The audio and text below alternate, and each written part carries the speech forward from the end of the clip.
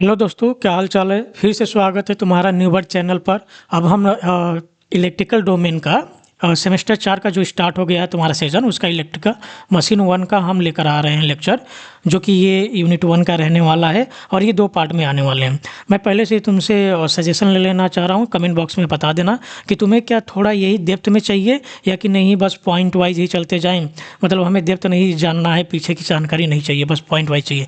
क्योंकि डेप्थ में जाओगे थोड़ी सी लेंथ बढ़ जाएगी, जैसे कि आधा घंटा या 45 मिनट, कोशिश करूँगा आधे घंटे ही बढ़े। लेकिन डेप्थ में जानने का ये अच्छा रहता है कि पेपर में हम थोड़ा बहुत अगर याद भी नहीं आता है, मान लो पूरी तरह से कमांड में नहीं रहता है, तो थोड़ा बहुत जो हम पिछला बेसिक जानते रहते हैं उसके हिसाब से हम लिख देते हैं कुछ ना कुछ। लेकिन पॉइंट वाइज जो रहता है वो वहाँ पे हमें रटने की ज़रूरत पड़ जाती है। तो इस वजह से मैं तो चाहूँगा तुम डिटेल में ही चाहो। और हाँ, नोट्स की कई लोग बात करते हैं, कई लोग कमेंट करते हैं पर्सनल टेलीग्राम पे भी। तो नोट्स के लिए भाई टेलीग्राम ज्वाइन कर लो, लिंक दे दिया गया रहता है, डिस्क्रिप्शन में भी दे दिया गया रहता है। तुम यूट्यूब सेक्शन में जाओ, वहाँ पर भी जो बायो रहता है वहाँ पर भी लिंक दे दिया गया है। तो यहाँ पे तुम्हें PDF फ्री में मिलने वाली है, कोई चार्जेस नहीं है। ओके। और नए हो तो पहली बार हो तो सब्सक्राइब कर लेना, और पुराने लोग तो जानते ही हैं कैसे पढ़ाया जाता है। ओके। तो ये रही देखो तुम्हारी मॉडल। मैं इसलिए डिटेल में चाह रहा हूँ क्योंकि देखो अब AKTU का क्या है कि जो पैटर्न थोड़ा सा चेंज हो गया है, क्वेश्चन थोड़ा घुमा घुमा के पूछ रहा है। ठीक है, तो थोड़ा डिटेल में जानते रहोगे तो थोड़ा अपना कॉमन सेंस लगा लोगे। इस वजह से मैं चाह रहा हूँ कि डिटेल में ही तुम पढ़ो। तो ये रही तुम्हारी सिलेबस, जो कि मैंने AKTU के सिलेबस से डायरेक्ट यहाँ पे कॉपी पेस्ट कर दिया है, तो ये देख लेना तुम। बाकी ये जो प्री रिक्वेस्टेड है इसको मैं थोड़ा सा यहाँ पे थोड़ा सा एक्सपेंड करना चाहूँगा, क्योंकि इसी के बेसिक्स पे आगे सारी चीज़ें तुम निकालोगी, एनर्जी, डेवलप टॉर्क, फोर्स, जो भी है सारी चीज़ें। क्योंकि जब भी तुम मशीन पढ़ रहे हो तो मशीन में क्या होता है, मशीन में टॉर्क ही तुम्हें निकालना है, जनरली ज़्यादा तो टॉर्क ही निकालना है। तो टॉर्क कैसे आते हैं सारी चीज़ें इसमें हम पढ़ेंगे, कैसे मशीन काम करती है, क्या होता है, सारी चीज़ें पढ़ेंगे। लेकिन सबसे पहले प्री रिक्वेस्ट पे हम थोड़ा सा नज़र डाल लेते हैं, जो कि मैग्नेटिक मटेरियल और BH कैरेक्टरिस्टिक। ओके। तो मैग्नेटिक मटेरियल की अगर मैं बात करूँ, यहाँ पे देखो मैग्नेटिक मटेरियल सारी चीज़ें प्री रिक्वेस्टेड जो हैं तुम्हें PDF में नहीं मिलेंगे, तो ध्यान से समझना। जो मैग्नेटिक मटेरियल का मतलब क्या होता है कि ऐसे मटेरियल जो मैग्नेटिक फील्ड में रखने पर क्या हो जाए, मैग्नेटाइज हो जाए। मैग्नेटाइज होने का मतलब क्या है कि उसमें भी मैग्नेट जैसा क्या हो जाए, कैरेक्टरिस्टिक आ जाए।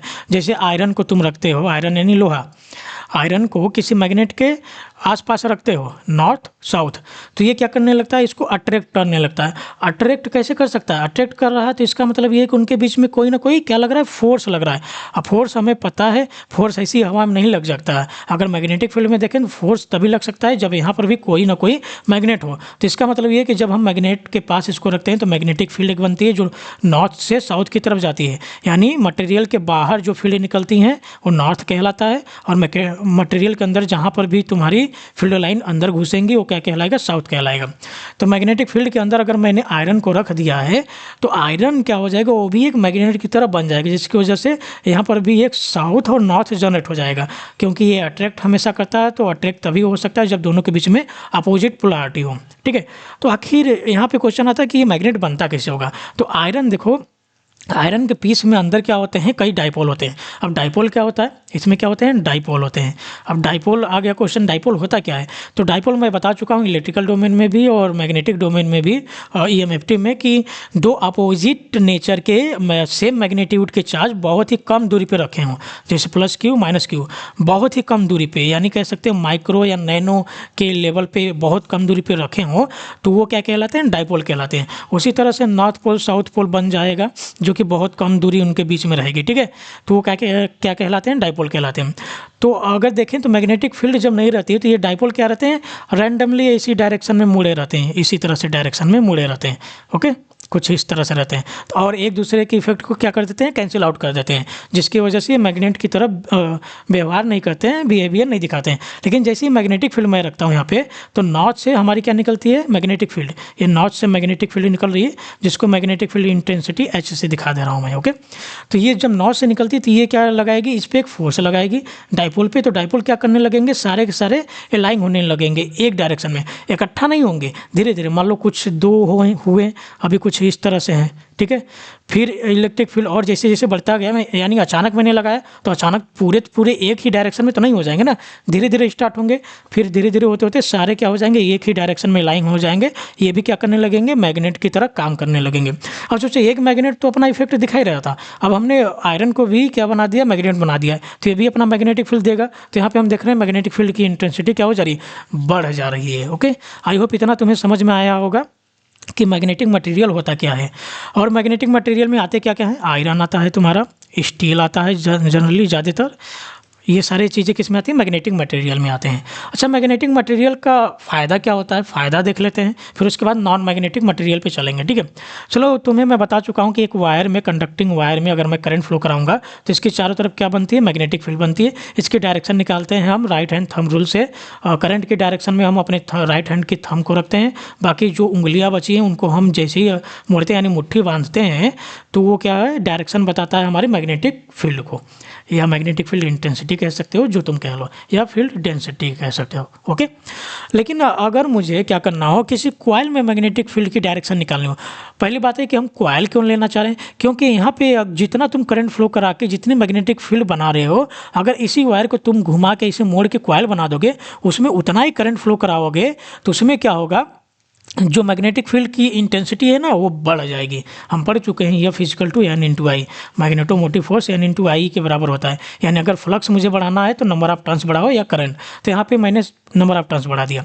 यहाँ देखो अभी केवल हम कॉइल की बात कर रहे हैं, ठीक है। इसकी डायरेक्शन निकालोगे तो अब जब कॉइल की बात आती है तो कॉइल के लिए डायरेक्शन क्या निकालते हैं कि देखो किस डायरेक्शन में तुम्हारी करंट जा रही है, उस डायरेक्शन में अपनी राइट हैंड की उंगली को मोड़ो। अगर ध्यान से देखोगे तो कुछ ये इस तरह से बना हुआ है और करंट ऐसे जा रही है, यानी यहाँ पे क्या आ रहा है, ऐसे आ रही है, ऐसे जा रही है, ठीक है, ऐसे आ रही है, ऐसे जा रही है, ऐसे आ रही है, ऐसे जा रही है। तो करंट की डायरेक्शन में अपने उंगली को मोड़ोगे तो तुम्हारा जो अंगूठा आएगा, अंगूठा इस डायरेक्शन में आएगा, कुछ इस तरह से होगा। उंगली को अगर मोड़ोगे तो इस डायरेक्शन में तुम्हारा अंगूठा आएगा। तो ये देखो ये मटेरियल है तुम्हारा, मटेरियल के बाहर इधर क्या निकल रहा है, अंगूठा निकल रहा है। तो मटेरियल के बाहर जो भी फील्ड लाइन निकलती है वो नॉर्थ बन जाता है, बाकी साउथ, क्योंकि इधर से निकलेगी और अंदर जाएगी, क्योंकि मैग्नेटिक फील्ड लाइन से क्लोज लूप बनाती हैं, ये हमें पता होगा। ये तो हो गई बात केवल कॉइल की। अब मैग्नेटिक मटेरियल का जो है फ़ायदा क्या है, अगर मैं इस कॉइल को किसी आयरन पे रख दूँ, ठीक है, आयरन पे मैंने इसको लपेट दिया, अब देखो क्या होगा, मैंने उतना ही करंट दिया इसको, मैंने करंट उतना ही दिया। अब इस करंट की वजह से नंबर ऑफ टर्न्स भी मैंने उतना ही रखा है, तो इसकी वजह से एक मैग्नेटिक फील्ड तो बनेगा ही बनेगा, इस कॉइल की वजह से मैग्नेटिक फील्ड तो बनेगा ही बनेगा। ओके, अब डायरेक्शन थोड़ा चेंज हो जाएगा, नहीं डायरेक्शन वही रहेगा, मैग्नेटिक फील्ड बनेगा ही बनेगा। लेकिन यहाँ जो आयरन हमने लिया है उसके भी जो डाइपोल होंगे, एक डायरेक्शन में लाइन होंगे, वो भी अपना क्या बना लेंगे, एक और मैग्नेटिक फील्ड बना लेंगे। यहाँ पे हम देख रहे हैं कि मैग्नेटिक मटेरियल के यूज़ करने से हम क्या कर पा रहे हैं, मैग्नेटिक फील्ड इंटेंसिटी को यानी मैग्नेटिक फील्ड लाइंस को हम बढ़ा दे रहे हैं पहले की अपेक्षा। तो यही मैग्नेटिक मटेरियल का एक इफेक्ट आता है। ओके, अगर नॉन मैग्नेटिक मटेरियल की अगर मैं बात करूँ तो नॉन मैग्नेटिक मटेरियल में क्या होता है, जैसे मैं एयर ले लूँ या स्टील ले लूँ, स्टील भी नॉन मैग्नेटिक होता है। इसको जब मैं मैग्नेटिक फील्ड में रखूँगा तो इसके अंदर कोई भी इफेक्ट नहीं होगा, क्योंकि इनके अंदर डाइपोल पाए ही नहीं जाते। डाइपोल पाया जाता है तब जाके मैग्नेट बनता है, तो जब डाइपोल पाए ही नहीं जाते तो कोई इफेक्ट होगा ही नहीं। जैसे हम कॉइल लगा रहे थे, एयर में था कॉइल और उतना ही मैग्नेटिक फील्ड बना रहा था। ओके, तो यहाँ पे कोई भी मैग्नेटाइजेशन हमें देखने को नहीं मिलेगा। आई होप इतना समझ में आ गया होगा मैग्नेटिक फील्ड और मैग्नेटिक मटेरियल और नॉन मैग्नेटिक मटेरियल क्या होता है। अब हम BH कर्व की तरफ चलते हैं, BH कर्व। अब BH कर्व होता क्या है, EH क्या है, मैग्नेटिक फील्ड इंटेंसिटी, और B क्या है तुम्हारा, मैग्नेटिक फील्ड डेंसिटी। डेंसिटी कहाँ निकालते हैं, और डेंसिटी का मैंने तुम्हें बहुत अच्छे से बताया था कि अगर एरिया के रिस्पेक्ट में निकाल रहे हो तो एरियल डेंसिटी कहलाता है, लेंथ के रिस्पेक्ट में निकाल रहे हो तो लेंथ डेंसिटी कहलाएगा, और वॉल्यूम डेंसिटी वो जनरली डेंसिटी कहलाती है। तो यहाँ पे हम एरिया के हिसाब से या वॉल्यूम के हिसाब जैसे तुम निकालना चाहो, तो ये एरिया के हिसाब से हम निकालते हैं कि एक क्रॉस सेक्शनल एरिया में कितने नंबर ऑफ फील्ड लाइंस गुजर रहे हैं, वो हमारी क्या कहलाती है, हमारी कहलाती है मैग्नेटिक फील्ड डेंसिटी कहलाती है। ओके, मैग्नेटिक फील्ड इंटेंसिटी क्या होती है, सबसे पहले ये ध्यान दो, सबसे पहले हम देखते हैं कि मैग्नेटिक फील्ड बनता है कैसे। मैग्नेटिक फील्ड जो, अगर मैं मैग्नेट ले लूँ, मान लो परमानेंट मैग्नेट ही ले लिया हूँ, इससे फील्ड लाइंस निकलती हैं। इन फील्ड लाइंस को ही हम क्या बोलते हैं, फ्लक्स, जिसको हम फाई से दिखाते हैं। ओके, अब यहाँ पे क्या है कि जो फ्लक्स होता है, फ्लक्स ये बताता है, यानी नंबर ऑफ फ्लक्स ये बताएंगे कि इस फील्ड की इफेक्ट कितना होगा। अगर नंबर ऑफ फ्लक्स ज़्यादा हो जाएंगे तो फील्ड की इफेक्ट क्या हो जाएगी, बढ़ जाएगी, बहुत तेज़ी से खींचेगा। अगर कम होगी तो कम होगी तो ज़्यादा इफेक्ट नहीं होगा, बहुत धीरे धीरे खींचेगा, यानी अट्रैक्शन या रिपल्सन कम होगा। तो यहाँ पे फ्लक्स क्या काम कर रहा है, एक फील्ड लाइन को ही हम फ्लक्स बोलते हैं। फ्लक्स क्या कर रहा है, फ्लक्स हम बढ़ाएंगे तो हमारी फील्ड इंटेंसिटी क्या बढ़ रही है, क्योंकि फील्ड इंटेंसिटी ही बताती है कि उसकी स्ट्रेंथ कितनी है। स्ट्रेंथ ज़्यादा है तो वो ज़्यादा खींचेगा, कम है तो कम खींचेगा। अब बात आई फ्लक्स कैसे जनरेट होता है, ये तो परमानेंट मैग्नेट की हम बात कर लिए। इलेक्ट्रोमैग्नेट में अगर मैं बात करूँ तो करंट जैसे जैसे हम बढ़ाते हैं वैसे वैसे हमारी मैग्नेटिक फील्ड लाइंस क्या करती जाती हैं, बढ़ती जाती हैं। यानी अगर मुझे फ्लक्स बढ़ाना है, फ्लक्स बढ़ाने के लिए मैं क्या कर दूंगा, करंट बढ़ा दूंगा। अगर करंट बढ़ाऊंगा तो फ्लक्स बढ़ेगा तो हमारी फील्ड इंटेंसिटी बढ़ेगी। अगर मेरी फील्ड इंटेंसिटी बढ़ रही है तो फील्ड इंटेंसिटी बढ़ रही है तो मतलब फील्ड लाइंस बढ़ रही हैं, फ्लक्स बढ़ रहा है तो फील्ड लाइंस बढ़ रही हैं। अगर मैं किसी भी जगह पर रुक कर एक एरिया, क्रॉस सेक्शनल एरिया ले लूँ और वहाँ पे देखूँ कितने फील्ड ऑफ लाइंस हैं तो पहले से ज़्यादा तुम्हें मिलेंगे। इसका मतलब ये है कि फ्लक्स डेंसिटी भी, मैग्नेटिक फील्ड डेंसिटी भी तुम्हारी क्या कर रही है, बढ़ रही है। यानी इन सब की वजह से हमारी फील्ड लाइंस भी बढ़ रही है। तो जब भी BH कर्व बनाओगे, BH कर्व यानी कर्व जब भी बनता है इनपुट और आउटपुट के बीच में बनता है। यहाँ पे इनपुट क्या है, इनपुट एक्स एक्सिस पे रहता है, आउटपुट वाई एक्सिस पे। इनपुट क्या है, EH, यहाँ पे EH हम लेके चल रहे हैं। तो ध्यान दो, BH कर्व हम निकालना चाह रहे हैं। सबसे पहले मैं निकालना चाह रहा हूँ मैग्नेटिक मटेरियल में। मैग्नेटिक मटेरियल में क्या होता है, मान लो मैग्नेटिक मटेरियल मैंने इसे ले लिया, इस पर कॉइल मैंने लगा दिया, ठीक है। मैग्नेटिक मटेरियल में डाइपोल होते हैं जिसकी वजह से उसके क्या होते हैं, उसके मैग्नेटिक फील्ड इंटेंसिटी बढ़ जाती है। मैंने क्या किया, करंट को बढ़ाया। जैसे ही मैंने करंट को बढ़ाया मेरी फ्लक्स क्या बढ़ जाएंगी। फ्लक्स जैसे ही बढ़ेगा मेरा फील्ड इंटेंसिटी बढ़ जाएगी। लेकिन यहाँ पे एक ट्विस्ट आ जाता है, ये करंट की वजह से एक फ्लक्स तो बढ़ ही रहा है, लेकिन डाइपोल की वजह से और फ्लक्स आ जाता है तो फ्लक्स ज़्यादा बढ़ जाता है। जब फ्लक्स ज़्यादा बढ़ जाता है तो हमारी फील्ड इंटेंसिटी भी क्या करने लगती है, बड़ी तेज़ी से बढ़ने लगती है, जिसकी वजह से हमारी मैग्नेटिक फील्ड डेंसिटी भी क्या करेगी, बहुत तेज़ी से बढ़ेगी। तो हमें ग्राफ कुछ इस तरह से देखने को मिलता है। पीछे भी जाओगे तो कुछ इस तरह से देखने को मिलता है, ठीक है।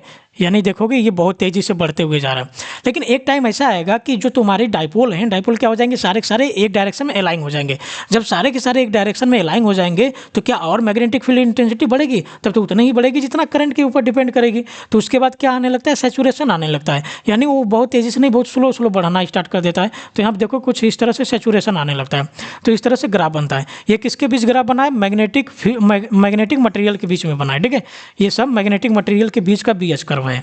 फिर उसके बाद अगर मैं बात करूं नॉन मैग्नेटिक, जैसे एयर ले लो, स्टील ले लो, उसमें क्या होगा, उसमें जो होगा जैसे ही मैंने करंट बढ़ाया वैसे ही मेरी फ्लक्स बढ़ेगी, जैसे ही मेरी फ्लक्स बढ़ेगी वैसे ही मेरी EH बढ़ेगा, जैसे EH बढ़ेगा वैसे ही उसी लाइन में, उसी के रिस्पेक्ट में मेरी B भी बढ़ेगी। क्योंकि यहाँ पे कोई भी हमने मैग्नेटिक मटेरियल नहीं लगाया, जिसकी वजह से कोई भी डाइपोल नहीं है, जिसकी वजह से कोई भी हमें उछाल देखने को नहीं मिलेगा मैग्नेटिक फील्ड इंटेंसिटी और डेंसिटी में। तो हमें एक लीनियर कर्व देखने को मिलता है, कुछ इस तरह से ही देखने को मिलेगा, ठीक है। यानी ज़्यादा ये बढ़ता भी नहीं है, क्योंकि एयर है, एयर का रिलक्टेंस थोड़ा ज़्यादा होता है। आगे हम पढ़ेंगे रिलक्टेंस क्या होता है। तो आई होप यहाँ पे BH कर्व समझ में आ गया होगा। लेकिन हम BH कर्व से डील नहीं करने वाले हैं, हम डील करने वाले हैं फ्लक्स और करंट से। अब ये आया साई और आई से। अब साई क्या है, साई जो होता है तुम्हारा फ्लक्स लिंकेज होता है। अब फ्लक्स लिंकेज क्या हो गया, फ्लक्स लिंकेज होता है कि जो तुमने कॉइल लिया है या वायर लिया है उससे कितने नंबर ऑफ फ्लक्स क्या कर रहे हैं, लिंक कर रहे हैं, कितने नंबर ऑफ फ्लक्स उसको काट रहे हैं, वो फ्लक्स लिंकेज कहलाएगा। और हम यहाँ पे देख रहे हैं कि नंबर ऑफ फ्लक्स जो है N/φ किसके डायरेक्टली प्रोपोर्शनल है, आई के प्रोपोर्शनल है। अगर मैं आई बढ़ा रहा हूँ तो मेरा फ्लक्स बढ़ रहा है, अगर मेरा फ्लक्स बढ़ रहा है तो मेरा फ्लक्स लिंकेज भी बढ़ेगा। यानी अगर मैं H की जगह पे आई ले लूँ, इनपुट आई मैंने इनपुट ले लिया तो आई की वजह से मेरा क्या बढ़ रहा है, फ्लक्स बढ़ रहा है, जिसकी वजह से मेरा फ्लक्स लिंकेज बढ़ रहा है। तो क्या मैं ऐसे बना सकता हूँ, और ग्राफ दोनों में ऐसे ही आएगा, ठीक है, ग्राफ यही आएगा, क्योंकि B और H के रिस्पेक्ट में ही मैंने ये बनाया। ये शॉर्टकट मैं बता रहा हूँ तुम्हें, नहीं डिटेल में जाओगे बहुत फार्मूले इसके आगे आता है, वो सारी बहुत डेप्थ में हो जाता है, ठीक है। इसलिए मैंने तुम्हें शॉर्टकट बता दिया समझने के लिए। आई होप समझ में आ गए होगे। अब दूसरी चीज़ देखो, अगर मैं बात बताऊं फ्लक्स लिंकेज को अगर कोई बढ़ा रहा है तो और कोई कौन बढ़ा सकता है, करंट तो बढ़ा ही रहा है, दूसरी चीज़ क्या बढ़ा सकता है, नंबर ऑफ टर्न्स बढ़ा सकता है कि नहीं बढ़ा सकता है। जब आई इंटू नंबर ऑफ टर्न्स करते हैं तो फ्लक्स बढ़ रहा है, फ्लक्स बढ़ने की वजह से फ्लक्स लिंकेज बढ़ रहा है, जिसकी वजह से नंबर ऑफ फ्लक्स भी बढ़ते हैं। और एन इंटू आई को हम बोलते हैं ईएमएफ, मैग्नेटोमोटिव फोर्स, जिसको एफ से दिखाते हैं। तो आई की जगह तुम एफ भी लिख सकते हो, और फ्लक्स लिंकेज की जगह अगर एफ लिख रहे हो तो तुम क्या लिखोगे, फाई लिखोगे, ठीक है, ये याद रखना।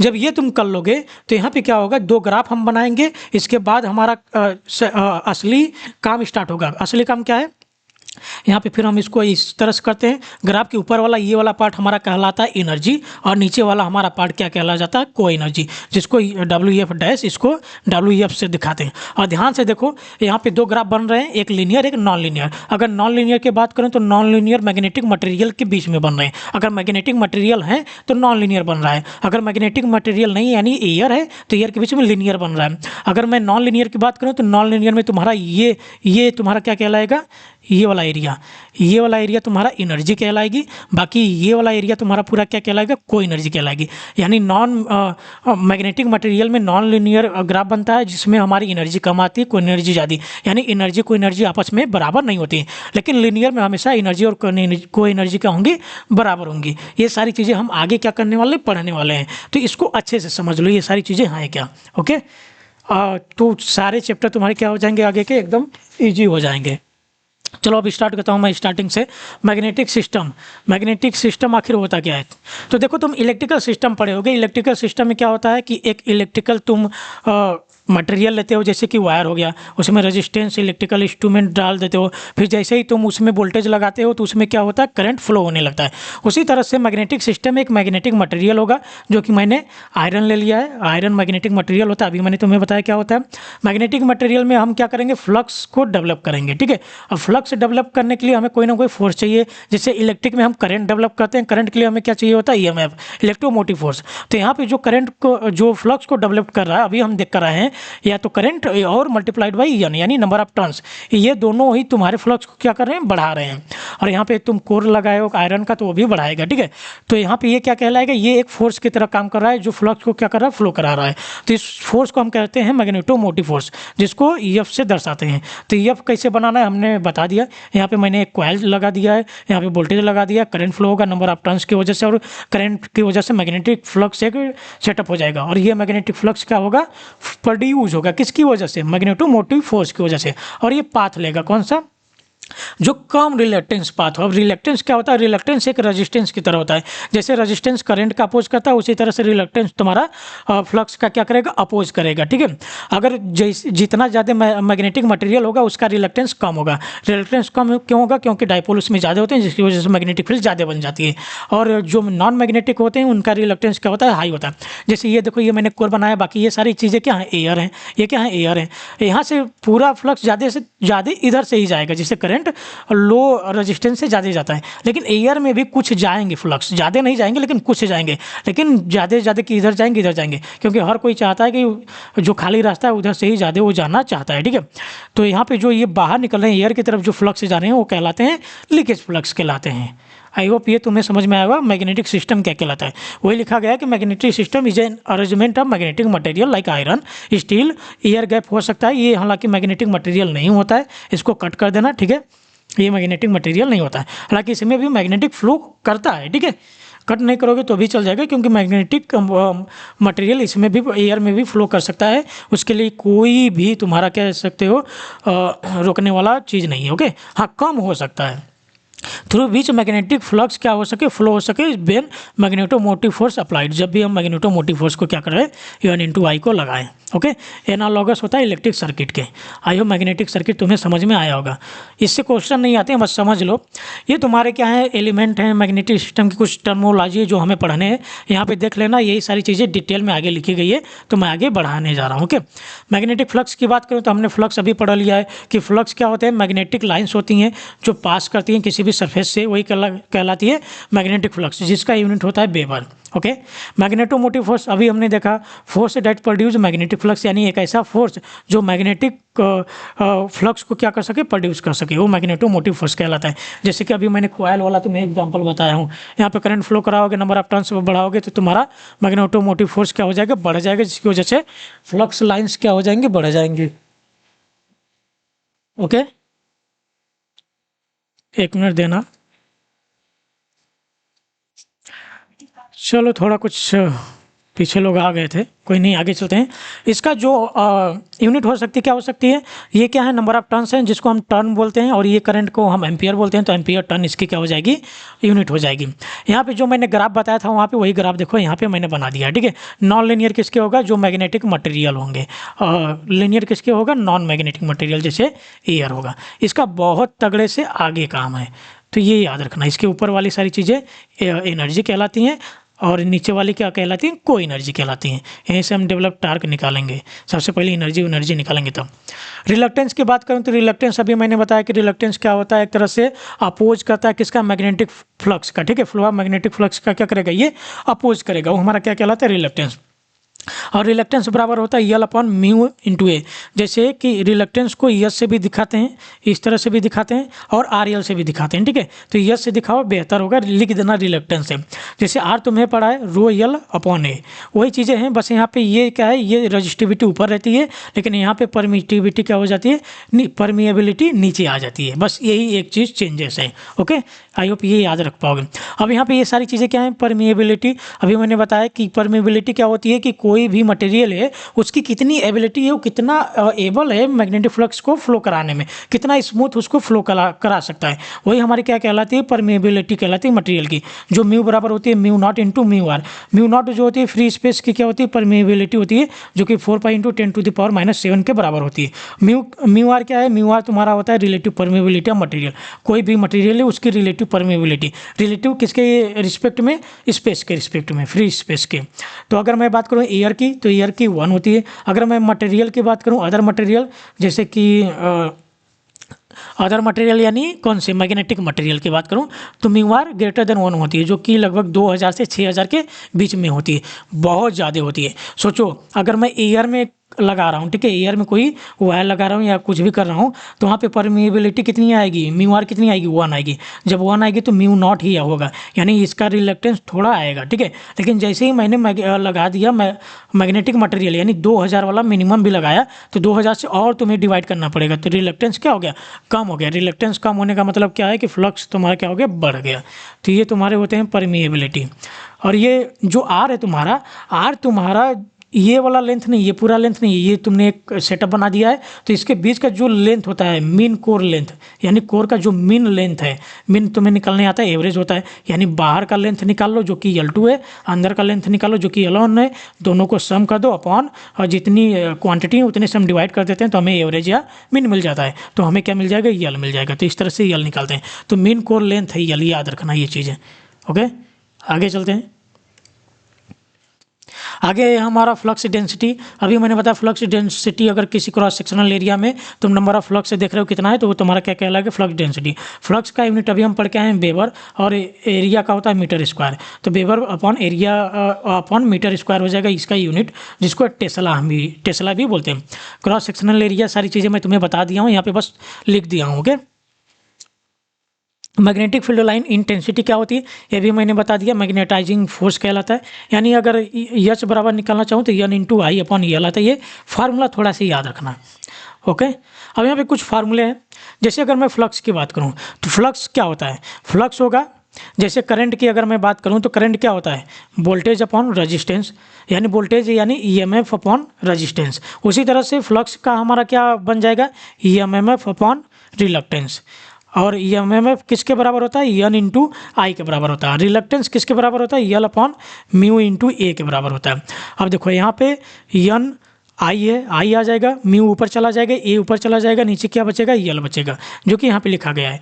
आगे हम पढ़ चुके हैं बी बराबर क्या होता है, बी बराबर फाई अपॉन ए होता है, ठीक है, बी बराबर फाई अपॉन ए होता है। ये फाई की वैल्यू हो गई, कभी भी न्यूमेरिकल दे सकता है निकालने के लिए, तो निकाल सकते हो। तो ये फाई की इतनी वैल्यू हो गई। फिर उसके बाद अगर मैं बी का एक्सपेंड करना चाहूँ तो बी की वैल्यू क्या हो जाएगी, बी बराबर होता है फाई अपॉन ए। फाई की वैल्यू हमने अभी निकाल लिया है, अगर बी निकालना है तो ए से इसमें डिवाइड कर दो, तो ए से कैंसिल आउट हो जाएगा, बचेगा क्या, एन इंटू आई म्यू अपॉन एल बचेगा, क्या ही बचेगा।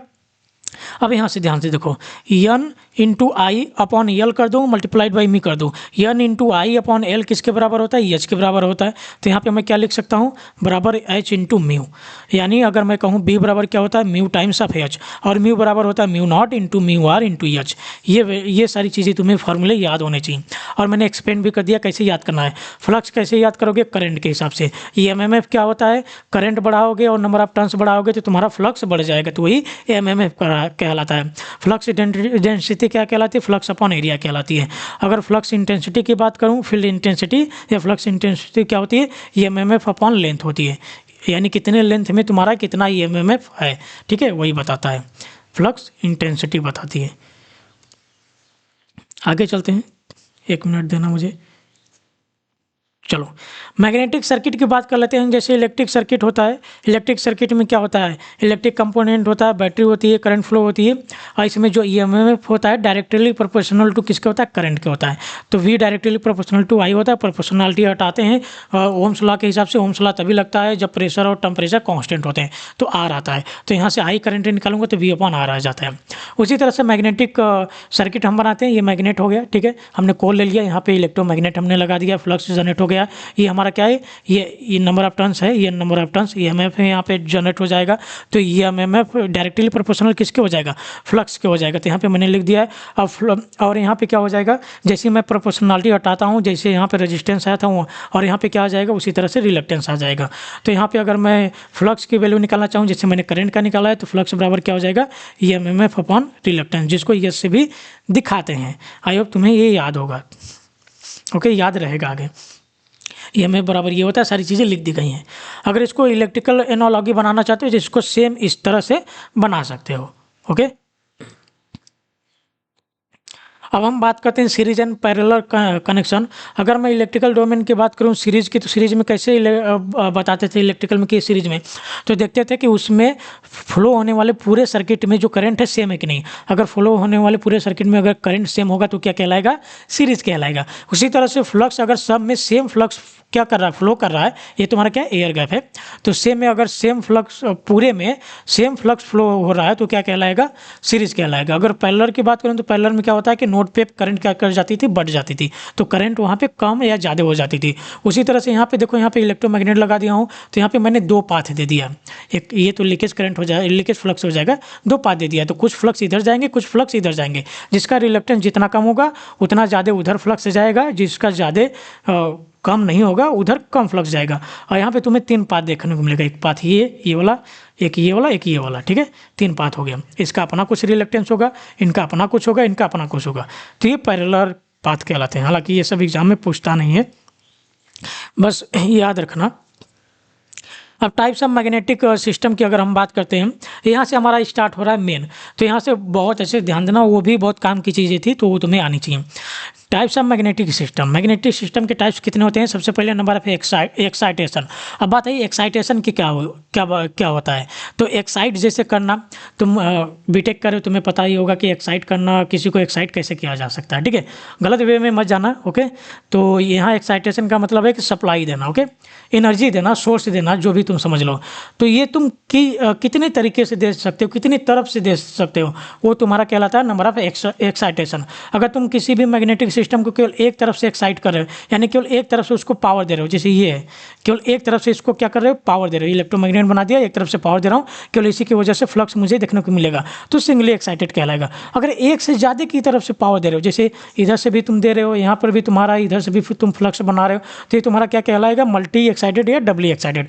3 भी लगा सकते हो, 4 भी लगा सकते हो, लेकिन तुम्हारे में डबली तक ही है, ओके। तो आई होप समझ में आ गया होगा कि नंबर ऑफ एक्साइटेशन क्या होता है। On the basis of linearity 2 होंगे, linear system, non linear.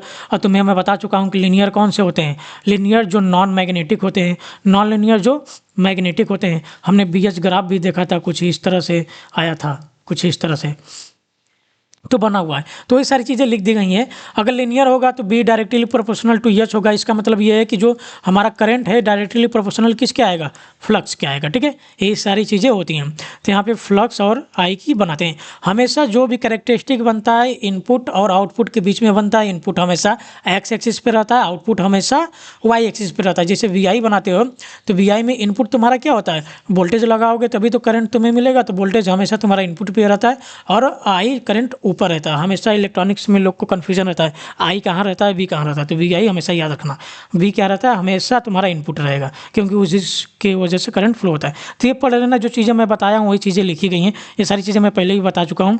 Non linear में कैसे बनता है ये भी बता दिया हूँ। एग्जाम्पल जैसे हो गया नॉन लीनियर कैसे, एग्जाम्पल ट्रांसफार्मर तुम्हारा क्या बना होता है, मैग्नेटिक कोर का बना होता है, कुछ इस तरह से कई लेयर बने होते हैं इसके, ठीक है।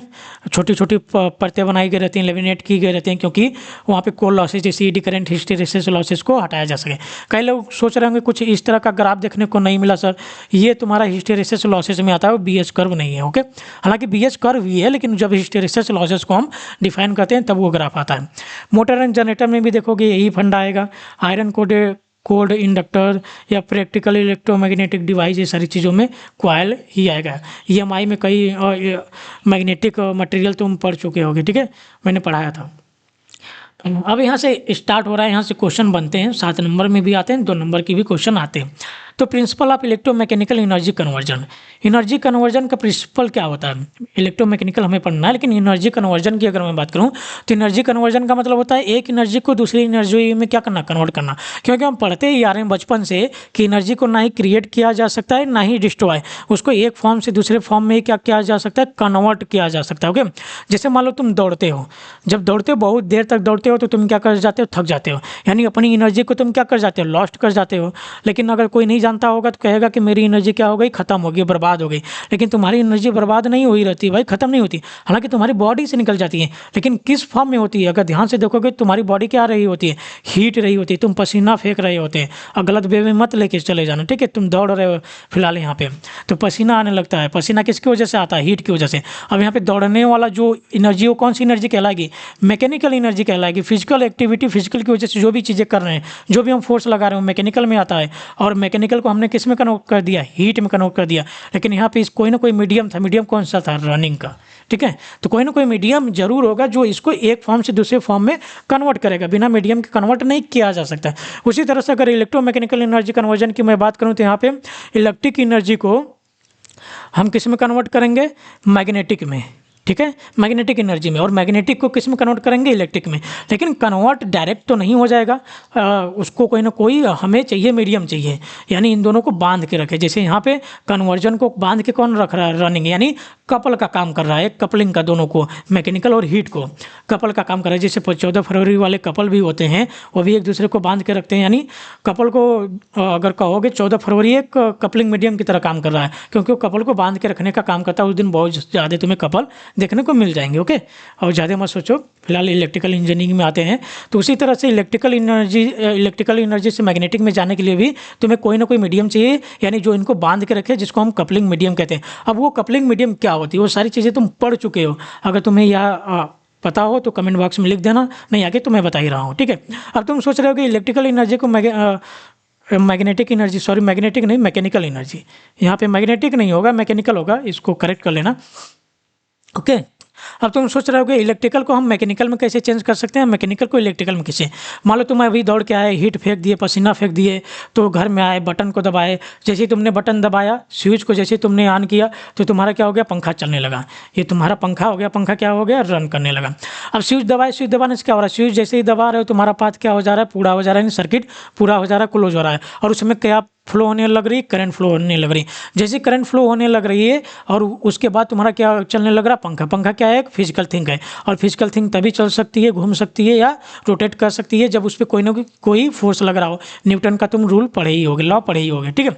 यानी यहाँ पे फोर्स की ज़रूरत है यहाँ पे, लेकिन हम कोई हाथ वाथ लगा नहीं रहे हैं, या किसी को बॉडी बिल्डर को वहाँ पे बैठा के नहीं रखेंगे कि घुमाते रहो, वो अपने आप घूम रहा है। लेकिन घूम कैसे रहा, फोर्स लग रहा है। और हम जान रहे हैं कि अगर इलेक्ट्रिक करंट की वजह से फोर्स जनरेट हो रहा होगा तो ज़रूर वहाँ पे कोई ना कोई मैग्नेटिक फील्ड जनरेट हो रही होगी, जिसकी वजह से मैग्नेट बन रहा होगा, नॉर्थ पोल साउथ पोल बन रहे होंगे, और रिपल्सन अट्रैक्शन की वजह से फोर्स लग रहा होगा, जिसकी वजह से क्या कर रहा होगा, घूम रहा होगा। तो यहाँ पे आई होप तुम्हें आइडिया मिल गया होगा, जो कपलिंग मीडियम है कौन सा है, मैग्नेटिक फील्ड है।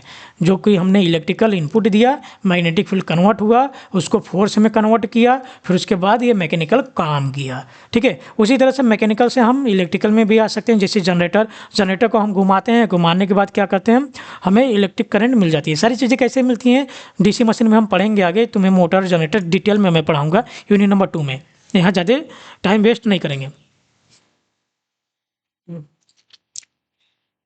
तो एनर्जी कन्वर्जन 7 नंबर में आ जाएगा, तो केवल उतना लिखने से काम नहीं चलेगा। तो कैसे लिखोगे, एक सबसे पहले मैग्नेटिक सिस्टम बना लोगे, कुछ इस तरह से बना लो। ये मैग्नेटिक सिस्टम हो गया। ये क्या है, तुम्हारा कोर है, कहीं कहीं बुक में इस तरह से भी बनाया गया है, बहुत जगह ऐसे भी बनाया गया है, तुम ऐसे भी बना सकते हो, ये मूवेबल पार्ट रहता है, ठीक है। लेकिन मैंने ऐसे दिखा दिया है, तो तुम चाहे जैसे बनाओ, बात एक ही बराबर है।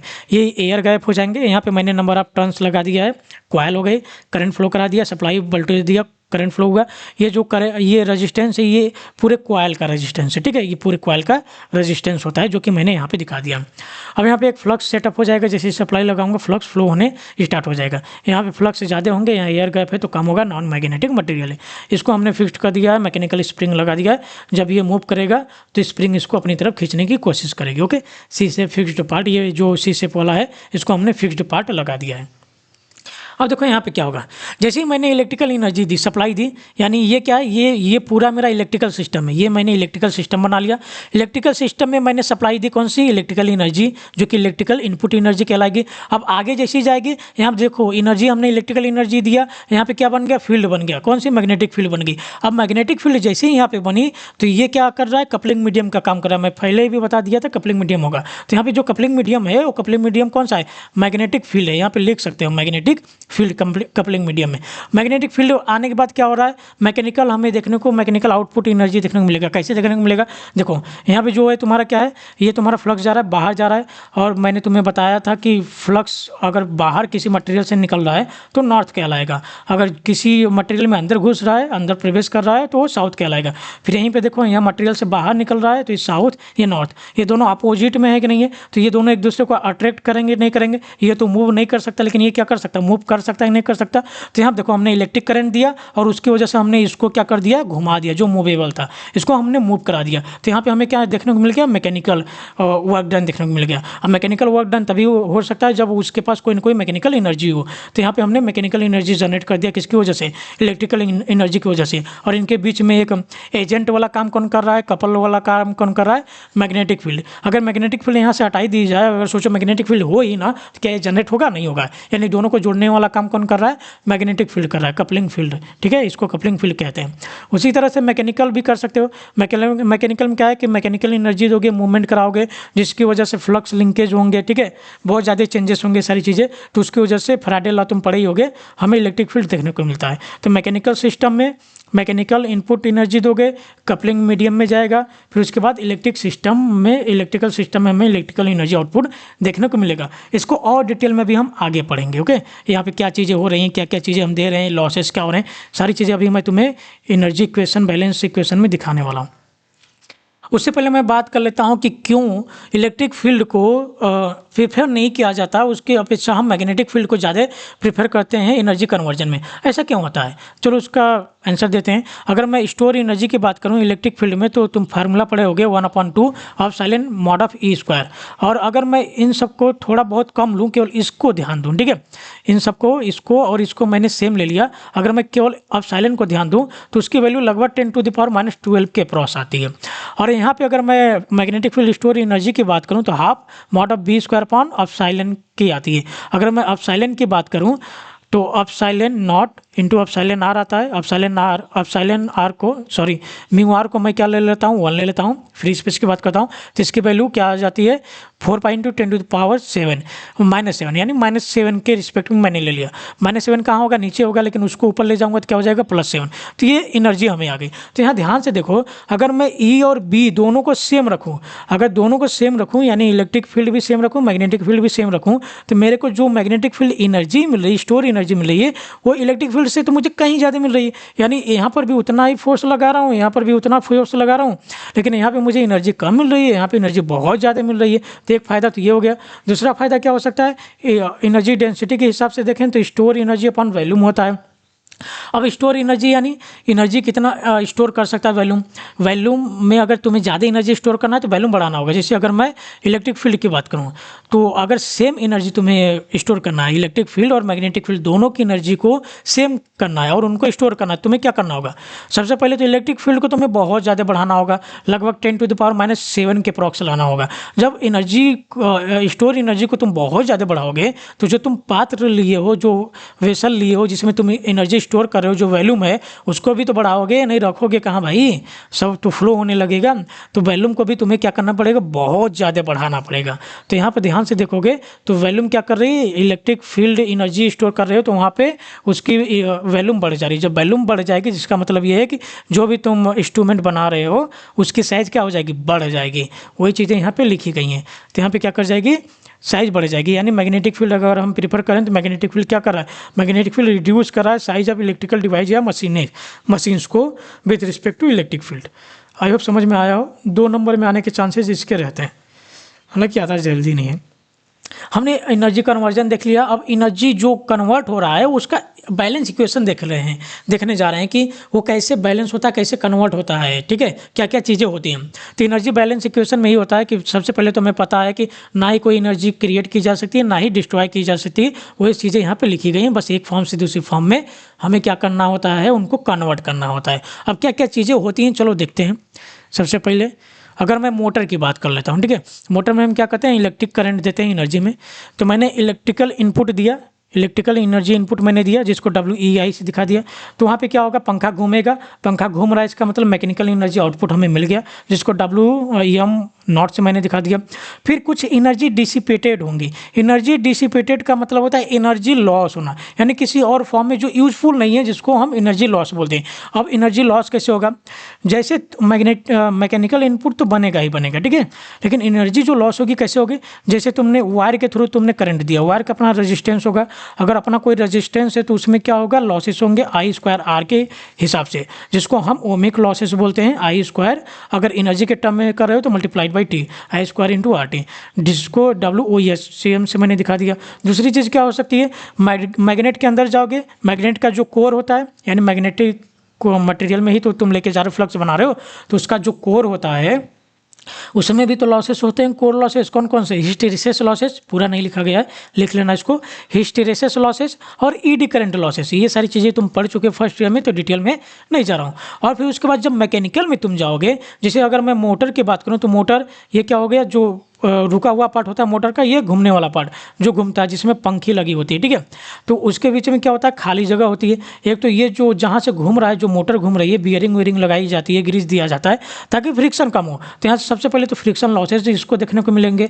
दूसरी चीज़ क्या देखने को मिलेगी, यहाँ पे जो विंडेज हैं, जो एयर हैं, खाली स्थान है जहाँ पंखी घूम रही है, अगर तुम कूलर भी देखो जो खाली स्थान है, जो पंखी घूम रही है, तो एयर को भी काट रही होगी ना, तो एयर भी क्या कर रहा है, लॉस करा रहा है, जिसको विंडेज लॉसेस बोलते हैं, जिसको मैंने मिला के WF + W लिख दिया हूँ, फ्रिक्शन एंड विंडेज लॉसेज, जिसको मैकेनिकल लॉसेज भी बोलते हैं। फिर उसके बाद कुछ एनर्जी स्टोर होगी। आप कहोगे एनर्जी स्टोर क्यों होगी, भाई जब तक एनर्जी स्टोर नहीं होगी तब तक तुम कोई फोर्स जनरेट कर ही नहीं सकते, इसलिए एनर्जी स्टोर होती है। अगर मैं सबसे पहले इलेक्ट्रिकल एनर्जी कॉइल में देता हूँ तो कॉइल में मैग्नेटिक फील्ड बनती है, ये कॉइल हो गई, कॉइल में मैग्नेटिक फील्ड बनती है, और जो एनर्जी स्टोर होती है वो कॉइल में नहीं होती है, मैग्नेटिक फील्ड में स्टोर होती है, ठीक है, याद रखना, कॉइल में नहीं होती है, मैग्नेटिक फील्ड में एनर्जी स्टोर होती है, जिसको मैग्नेटिक स्टोर एनर्जी बोलते हैं, जो ½ Li² होता है। इसी को हमें निकालना है, वो आगे हम निकालेंगे। WFS से मैंने दिखा दिया स्टोर एनर्जी। एक मैकेनिकल स्टोर एनर्जी होगी, क्योंकि जब तक स्टोर मैकेनिकल में स्टोर होगा नहीं तब तक वो घूमेगा नहीं, तो मैकेनिकल स्टोर एनर्जी होती है, जिसको काइनेटिक एनर्जी भी बोलते हैं, जिसको वजह से घूमता है। अगर लीनियर मोशन है तो ½ mv², अगर रोटेशनल मोशन है तो ½ J⍵², J इनर्शिया होता है, ठीक है, इनर्शिया ऑफ मूवमेंट। अब देखो, अब इसको मैं बैलेंस करना चाह रहा हूँ, तो इसको मैं WE लिखा हूँ, WE आ गया। मैकेनिकल आउटपुट मैंने लिख दिया। फिर यहाँ पे एनर्जी डिसिपेटेड में सारे लॉस लिख रहा हूँ, ओमिक लॉस मैंने लिख दिया, कोल लॉस मैंने लिख दिया, कोल लॉस में 2 आते हैं, hysteresis losses, eddy current losses. फिर उसके बाद फ्रिक्शन एंड विंडेज लॉसेस मैंने लिख दिया। फिर store energy, mechanical store energy WEMS मैंने लिख दिया। फिर फील्ड स्टोर एनर्जी, यानी मैग्नेटिक फील्ड में जो स्टोर एनर्जी होती है, मैंने लिख दिया। अब इलेक्ट्रिकल को इलेक्ट्रिकल के पास ले जाओ, मैकेनिकल एनर्जी को मैकेनिकल के पास ले जाओ, और जो स्टोर एनर्जी हो रही है यानी मैग्नेटिक एनर्जी है उनको एक पास ले जाओ। अगर मैं देखूँ ये इलेक्ट्रिकल एनर्जी है, ओमिक लॉस भी तुम्हारी इलेक्ट्रिकल एनर्जी है, तो मैंने इसको लेके गया। जैसे ये दिखा भी रहा है कि मैंने ये इलेक्ट्रिकल एनर्जी मैंने इनपुट दिया था, ठीक है, ये इनपुट इलेक्ट्रिकल एनर्जी मैंने दिया था वायर को, तो वहाँ जाने से पहले ही मेरे को कुछ लॉसेस देखने को मिल जाएंगे वायर में, तो वही यहाँ पे दिखा रहा है कि ये लॉसेस आ रहे हैं, ओमिक लॉसेस I² RT के हिसाब से। फिर अगर मैं बात करूँ mechanical output, mechanical mechanical output आ गया, तो मैकेनिकल आउटपुट में लॉसेस भी होंगे जो कि होगा फ्रिक्शन प्लस विंडेज। फिर उसके बाद क्या होगा, उसमें स्टोर एनर्जी होगी। तो ये मैकेनिकल आउटपुट मुझे मिल गई। फिर मुझे मिलेगा मैग्नेटिक में, तो मैग्नेटिक में कोर लॉसेस होते हैं, मैंने कोर लॉसेस लिख दिया। फिर फील्ड स्टोर एनर्जी होती है, मैंने यहाँ पे लिख दिया। अब ध्यान से देखो, ये पूरा का पूरा तुम्हारा इलेक्ट्रिकल एनर्जी कहला रहा है कि नहीं, तो डब्ल्यू इलेक्ट्रिकल लिख दिया हूँ यहाँ पे। ये पूरा का पूरा मेरा मैकेनिकल एनर्जी कहला रहा है, मैंने मैकेनिकल लिख दिया। फिर यहाँ पे store energy, field store energy जो कि कपलिंग मीडियम का काम कर रहा था, वही तो आ गई। इलेक्ट्रिकल मैंने दिया, कपलिंग मीडियम में गया, फिर मुझे मैकेनिकल मिल गया। यही चीज़ें ना आई, ये कपलिंग मीडियम है जो फील्ड स्टोर एनर्जी होती है। ओके, तो वही चीज़ है। और उसके बाद मैंने यहाँ पे क्या लिख दिया, चेंज इन इलेक्ट्रिकल एनर्जी, तो क्या हो जाएगा, change in mechanical energy, change in field store energy. Okay, I hope ये तुम्हें बैलेंस इक्वेशन समझ में आया हो। वो तो था मोटर के लिए। जनरेटर के लिए ठीक उल्टा हो जाएगा, केवल क्या है उल्टा होगा, यहाँ पे मैकेनिकल एनर्जी इनपुट हो जाएगा, इलेक्ट्रिकल एनर्जी आउटपुट हो जाएगा। तो यहाँ पे मैकेनिकल एनर्जी को मैंने लिखा, फिर electrical energy output, ohmic loss उसके साथ साथ चलते हैं, तो ओमिक लॉसेस मैंने लिख दिया। फिर कोर लॉसेस होंगे, सारी चीज़ें बता दिया हूँ अभी ऊपर। तो ये सारी चीज़ें होंगी, इकट्ठा करोगे तो यहाँ पे मैकेनिकल पहले आ जाएगा, फिर इलेक्ट्रिकल, फिर फील्ड। यानी अगर तुम मोटर की बात करो, अगर मैं बात करूं मोटर की, तो ये तुम्हारा मोटर अगर है, ये मोटर है, तो यहाँ पे इलेक्ट्रिकल एनर्जी दोगे, तो यहाँ पे एनर्जी क्या होगी, स्टोर एनर्जी होगी, जिसको फील्ड स्टोर एनर्जी बोलते हैं। फिर यहाँ पे मैकेनिकल एनर्जी तुम्हें देखने को मिलेगी। ठीक है, अगर तुम यहाँ पे जनरेटर दे रहे हो, तो यहाँ पे जनरेटर के लिए तुम्हें क्या कर देना होगा, मैकेनिकल एनर्जी, तो यहाँ पे स्टोर भी एनर्जी होगी, फील्ड स्टोर एनर्जी, और लॉसेस भी होंगे, कोर लॉसेस। फिर उसके बाद तुम्हें क्या देखने को मिलेगा, इलेक्ट्रिकल एनर्जी मिलेगा, इलेक्ट्रिकल करंट, इलेक्ट्रिकल एनर्जी। ये जनरेटर हो गया। तो बैलेंस इक्वेशन तुम्हें रट के जाना है, याद करके मैंने समझा दिया कैसे होता है, ये आने के चांसेस ज़्यादा रहते हैं। यहाँ पे वही चेंज इन एनर्जी लिख दिया हूँ, सारी चीज़ों को मैंने यहाँ पे बस लिखा है, एक बार रीड आउट कर लेना, समझ में आ जाएगा। अब होता है एनर्जी फ्लो इक्वेशन, क्या होता है, यानी एनर्जी फ्लो कैसे कर रही है। जो अभी मैंने बताया वही एनर्जी फ्लो का ही डायग्राम था भाई।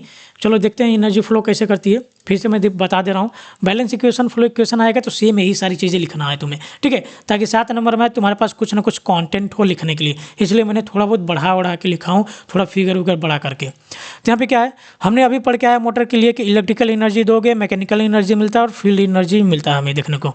और इलेक्ट्रिकल एनर्जी में मोटरिंग में हमने देखा था कि इलेक्ट्रिकल एनर्जी में क्या होता है, इलेक्ट्रिकल एनर्जी इनपुट, हमेशा याद रखना ये टोटल इलेक्ट्रिकल एनर्जी है, ये इलेक्ट्रिकल एनर्जी इनपुट जो हमने दिया है। ओके, तो इलेक्ट्रिकल एनर्जी इनपुट मिलता है, फिर उसमें से हमें क्या देखने को मिल जाएगा, ओमिक लॉसेस निकाल दोगे। तो मैं यहाँ से चला, मैंने इलेक्ट्रिकल एनर्जी इनपुट दिया, तो वहाँ से हमें कुछ ओमिक लॉसेस वायर में देखने को मिलेगा, तो मैंने यहाँ पे निकाल दिया।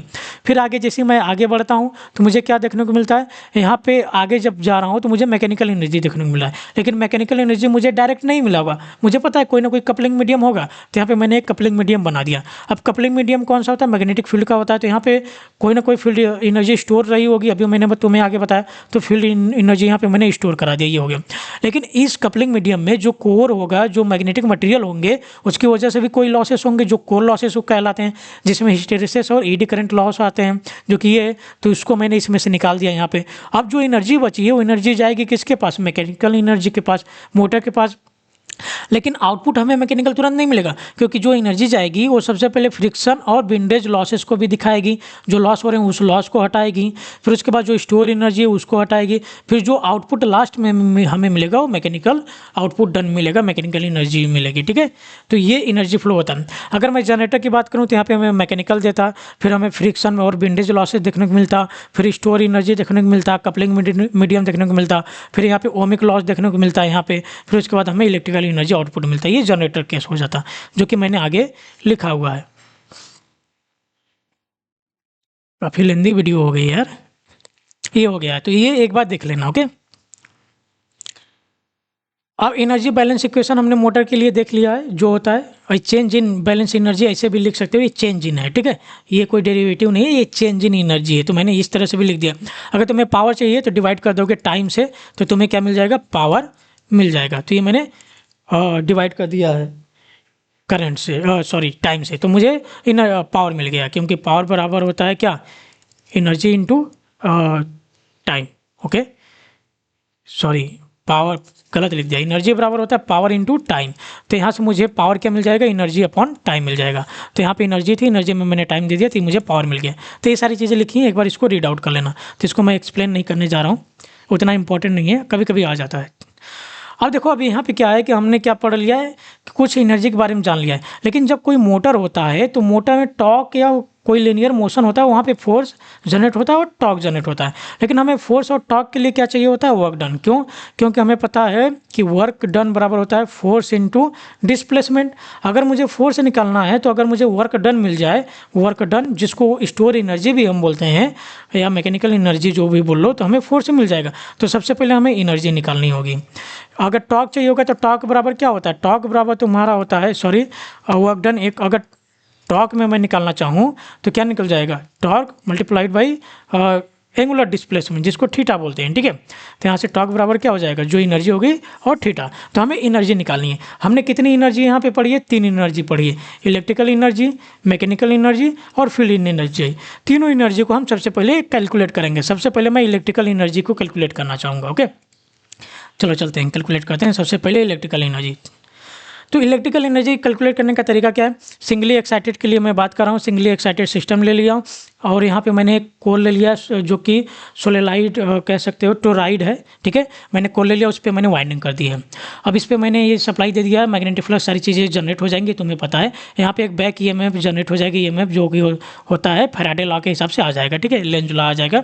ये स्मॉल आर किसका है, इस पूरे वायर का क्या है, तुम्हारा रेजिस्टेंस है। ओके, तो यहाँ पे क्या होगा, यहाँ पे जैसे मैं स्विच ऑन करूँगा, स्विच को ऑन करूँगा, सप्लाई क्या हो जाएगी, सप्लाई पूरी हो जाएगी। तो यहाँ पे करंट फ्लो होने लगेगा। तो मैं यहाँ पे केवीएल लगा सकता हूँ जो कि V बराबर हो जाएगा सप्लाई वोल्टेज बराबर जो यहाँ पे ड्रॉप आएगा प्लस जो हमारा आउटपुट आ रहा है वोल्टेज। तो IR ड्रॉप आया है और वोल्टेज E आया है, तो मैंने लगा दिया। लेकिन मुझे एनर्जी चाहिए, तो एनर्जी हमें पता है, एनर्जी बराबर क्या होता है, पावर इंटू टाइम होता है। अगर मैं पावर कैलकुलेट कर लूँ तो, क्योंकि पावर बराबर होता है V इंटू आई, V हमने दे दिया, I से मल्टीप्लाई कर दूंगा, मुझे पावर मिल जाएगा। दोनों तरफ मैंने I से मल्टीप्लाई कर दिया, तो जो VI आया है, VI क्या है, पावर डिलीवर्ड बाई सोर्स, यानी जो सोर्स पावर डिलीवर कर रहा है। और I स्क्वायर R क्या है, ये लॉसेस अभी मैंने बताया, ओमिक लॉसेस जो डिसिपेटेड के रूप में होता है, ऐसे हीट के रूप में होता है। फिर IE क्या हो जाएगा, ये EMF जनरेट EMF है मल्टीप्लाइड बाई आई, ये भी कोई ना कोई पावर दिखा रहा है, यानी जो ये जनरेट हुआ EMF किसकी वजह से, फिर इसकी कॉइल की वजह से, कॉइल जो एनर्जी एब्जॉर्ब कर रही है तो इसको पावर एब्जॉर्ब बाई कॉइल कहते हैं। ओके, अब मुझे एनर्जी चाहिए, कॉइल की एनर्जी चाहिए जो एब्जॉर्ब है, तो मैं क्या कर दूंगा, इसका इंटीग्रेट कर दूंगा। जो ये छोटे लेवल पे अगर मैं निकाल रहा हूँ, इंटीग्रेट करके मैं क्या कर दूंगा, टाइम से मल्टीप्लाइड कर दूंगा, तो मुझे एनर्जी मिल जाएगी, जो चेंज इन एनर्जी इतना आ जाएगी। ओके, तो ये क्या है, स्टोर एनर्जी है, याद रखना स्टोर एनर्जी है। तुम कहोगे सर अगर इलेक्ट्रिकल एनर्जी निकालनी है तो यहीं से निकालो ना, T से मल्टीप्लाई करके। मैं इलेक्ट्रिकल एनर्जी निकालना चाह रहा हूँ भाई, ये सप्लाई एनर्जी नहीं, क्योंकि इलेक्ट्रिकल एनर्जी अभी हमने देखा था, जो इलेक्ट्रिकल एनर्जी था, जो हमने इनपुट इलेक्ट्रिकल दिया था -I स्क्वायर R था, ये सारी चीज़ें थी, तो उस तरह से हम निकालेंगे। तो सबसे पहले मैंने फील्ड में स्टोर एनर्जी निकाल लिया। अब ध्यान दो कैसे हम निकालेंगे, हमने बैलेंस इक्वेशन पढ़ा है। कौन सा बैलेंस इक्वेशन हमने पढ़ा है कि इलेक्ट्रिकल एनर्जी दिया, मैकेनिकल मिलेगा प्लस फील्ड मिलेगा। तो फील्ड एनर्जी तो हमने यहाँ पे निकाल लिया, फील्ड एनर्जी जो स्टोर होती है। अब रही बात मैकेनिकल की, तो ध्यान से देखो, क्या ये टोराइड कहीं पे घूम पाएगा, चल पाएगा? जब चल ही नहीं पाएगा, कोई यहाँ पे डिस्प्लेसमेंट ही नहीं होगी, यानी फोर्स लग रहा हो या ना लग रहा हो, लेकिन कोई डिस्प्लेसमेंट ही नहीं होगी, तो हमें क्या मिलेगा, work done, mechanical work done क्या मिलेगा, डिस्प्लेसमेंट जीरो, तो ये जीरो मिलेगा। तो मुझे इलेक्ट्रिकल एनर्जी किसके बराबर मिल जाएगी, फील्ड एनर्जी के बराबर मिल जाएगी। तो यही चीज़ें हम आगे करने वाले हैं। तो फील्ड एनर्जी मैंने कैलकुलेट कर लिया है। ओके, जब फील्ड एनर्जी मैंने कैलकुलेट कर लिया है तो मुझे चेंज इन एनर्जी इक्वेशन हमें पता है, हमने ये लगा दिया, ये फील्ड स्टोर एनर्जी होती है। और ये क्या हो जाएगा, ये जीरो हो जाएगा। क्यों होगा मैंने बता दिया, यहाँ पे मैंने लिख भी दिया है। फिर जब ये इसके बराबर आ जाएगा, और अभी हमने फील्ड एनर्जी निकाला जो EI/dt के बराबर होता है। और फैराडे लॉ के हिसाब से E बराबर क्या होता है, dψ/dt। हम लेंज लॉ की बात नहीं कर रहे हैं, यहाँ पे कोई साइन नहीं लेंगे, ठीक है। और साई बराबर क्या होता है, ये साई फ्लक्स लिंकेज है, तो n इंटू फाई के बराबर आ जाएगा। n तुम्हारा नंबर ऑफ टर्न्स जो कांस्टेंट होता है, तो बाहर आ जाएगा, तो dψ/dt आ जाएगा। अब इसको यहाँ पे पुट करोगे तो तुम्हें क्या आ जाएगा, सबसे पहले तो E के जगह पे dψ/dt आएगा, I इंटू dt। फिर साई के जगह पे n फाई रखोगे तो ये वैल्यू आएगी। जब ये वैल्यू यहाँ पे पुटअप करोगे, ठीक है, किसके जगह पे, साई के जगह पे पुटअप करोगे तो तुम्हें ये वैल्यू मिलेगी। तो यहाँ पे क्या हो जाएगा, अगर मैं यहाँ पे वैल्यू लिखना चाहूँ तो यहाँ पे n times of dψ/dt multiplied by तुम्हें क्या मिल जाएगा, multiplied by I into dt। तो dt से dt क्या हो गया, कैंसिल, बचा क्या, n into I D phi. ये वैल्यू लिखा हूँ। n इंटू आई को हम क्या बोलते हैं, MMF, मैग्नेटोमोटिव फोर्स, जिसको F से दर्शा दिया हूँ, ठीक है। और अभी ये सारी चीज़ें मैं बता चुका हूँ तुम्हें पहले ही। अब यहाँ पे अभी हमने निकाला है W इलेक्ट्रिकल बराबर क्या हो जाएगा, W इलेक्ट्रिकल ये बराबर है, भाई ध्यान देना, W इलेक्ट्रिकल ही निकाल रहे हो ना, ये इलेक्ट्रिकल है, थोड़ा सा ध्यान देना, मैं चेंज कर दे रहा हूँ। नहीं माइनस तुम समझ लो गलत हो जाएगा। तो डब्ल्यू इलेक्ट्रिकल हमें क्या मिल गया, सबसे पहला तो ये मिल गया आई इंटू डी साई।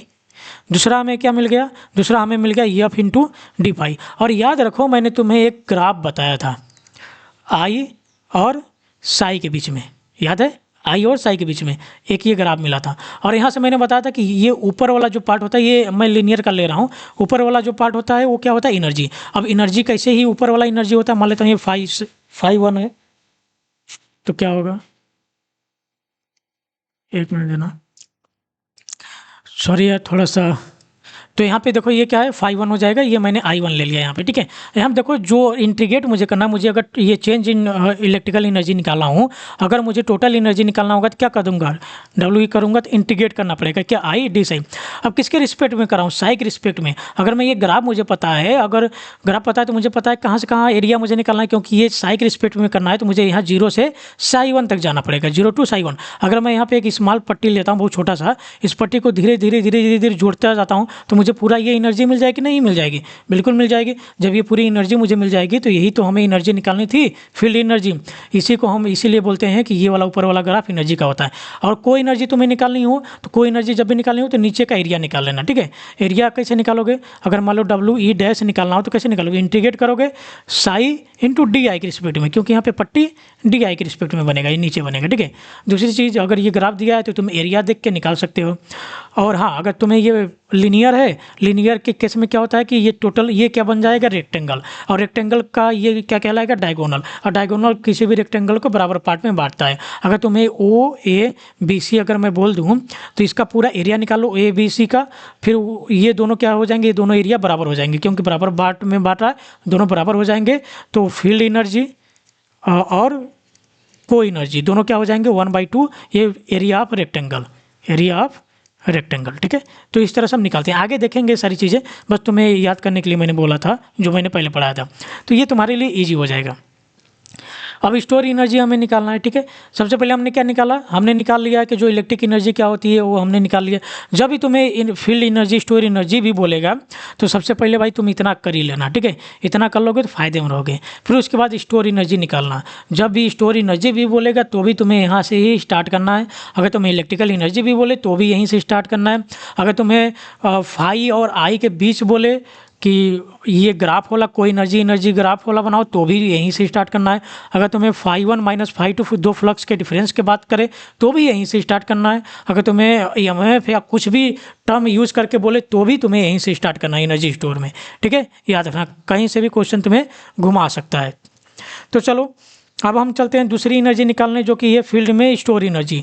तो बैलेंस पावर इक्वेशन हमें पता है, जो कि इलेक्ट्रिकल इनपुट पावर होता है बराबर mechanical output power, rate of change in store energy power आ जाएगा। फिर उसके बाद पावर लॉसेस, इतनी चीज़ें होती हैं, मैंने कर दिया, ये हो गया।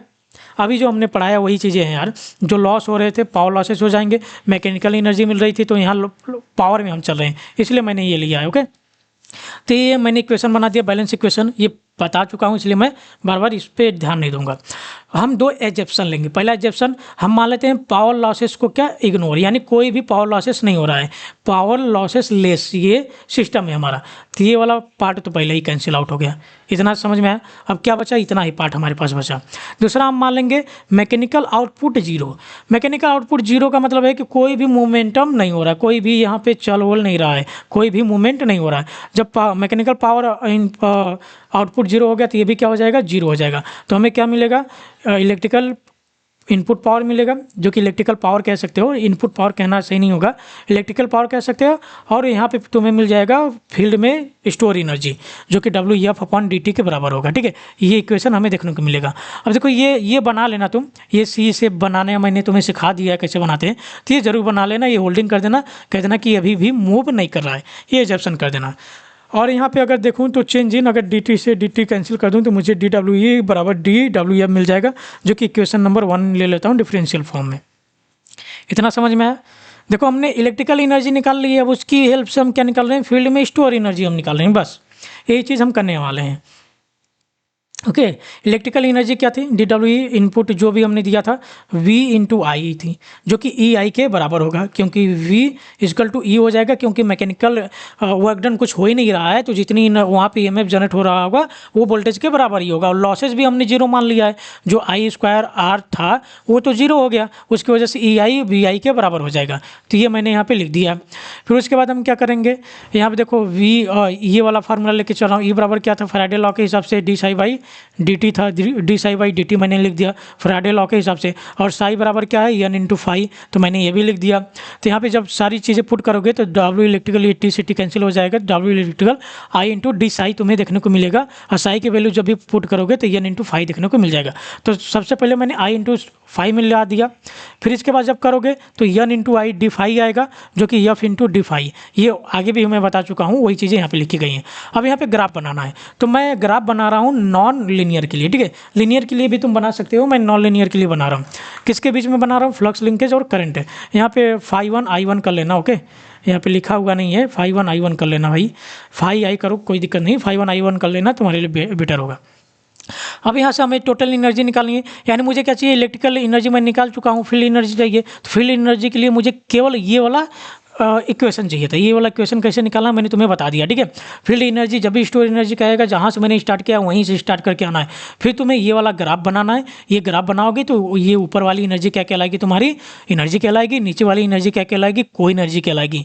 और यहाँ से यहाँ तुम चले जाओगे, ठीक है। ये कुछ इस तरह से जाओगे तो तुम्हें वैल्यू मिल जाएगी, ये वाली वैल्यू मिल जाएगी।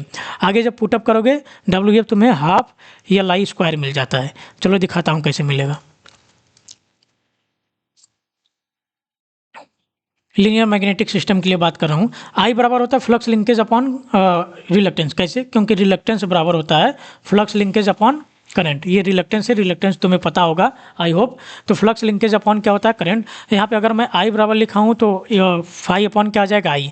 तो इसको मैंने क्या कर दिया, यहाँ पे पुट कर दिया, तो मुझे फाई अपॉन L मिल गया। L यहाँ पे क्या है, इंडिपेंडेंट है, ये किसी पे डिपेंड नहीं कर रहा है, तो इसको हमने निकाल लिया, ठीक है। तो 1/L आ जाएगा। और क्योंकि यहाँ पे साई के रिस्पेक्ट में ही हम क्या कर रहे हैं, इंटीग्रेट कर रहे हैं, तो यहाँ पे यल नहीं कर रहा है, तो यल मैंने बाहर निकाल दिया। अब इसका इंटीग्रेट करोगे तो साई² 2 आ जाएगा, और 0 to साई रखना है तो 1/L साई² 2 आ जाएगा, जो कि क्या आएगा 1/2 साई², ओके। और साई बराबर अभी मैंने कहा था, साई बराबर क्या होता है, L इंटू आई। इस फार्मूले से निकालोगे तो यहाँ पे साई की जगह पे L इंटू आई का, सॉरी 1/L भी था, 1/L ये वैल्यू रखोगे तो ये वैल्यू मिल जाएगी, एक L से L कैंसिल हो जाएगा तो 1/2 आ जाएगा, LI² आ जाएगा, जो कि वैल्यू यहाँ पर है। ये भी वैल्यू है, ये भी वैल्यू है। कई फार्मूले होंगे तो फार्मूले तुम्हें याद होने चाहिए, ठीक है। यहाँ से भी कई फार्मूले निकाले जा सकते हैं, आगे मैं लिख दिया हूँ, वो देख लेना। ये देखो, ये वीडियो 2 पार्ट में होने वाली, एक पार्ट में पूरा कंप्लीट नहीं होगा। कभी कभी स्टोर एनर्जी डेंसिटी पूछ लेता है, तो स्टोर एनर्जी डेंसिटी क्या होती है, स्टोर एनर्जी हमने निकाल लिया है, इस फॉर्म में भी हमने निकाला है। तो जब स्टोर एनर्जी डेंसिटी की बात करेगा तुम इस फॉर्म में आओगे, EMF के फॉर्म में आओगे, ओके। और हमें पता है यहाँ पर देखो F इंटू डी फाई किसके बराबर हो सकता है, B बराबर φ/A हमने पढ़ लिया है। तो अगर मैं फाई की वैल्यू निकालना चाहूँ तो B इंटू ए आ जाएगा। डी फाई की वैल्यू निकालना चाहूँ, ये क्या रहता है, कांस्टेंट रहता है, B ही चेंज होता है, तो A इंटू DB आ जाएगा। तो मैंने डी फाई मैंने निकाल लिया। अब F की वैल्यू निकालना है, तो मुझे पता है H बराबर NI/L होता है, NI को हम F बोलते हैं, तो F/L आ जाएगा। तो यहाँ से अगर मैं F बराबर लिखूँ तो F बराबर हो जाएगा H इंटू L हो जाएगा, ठीक है।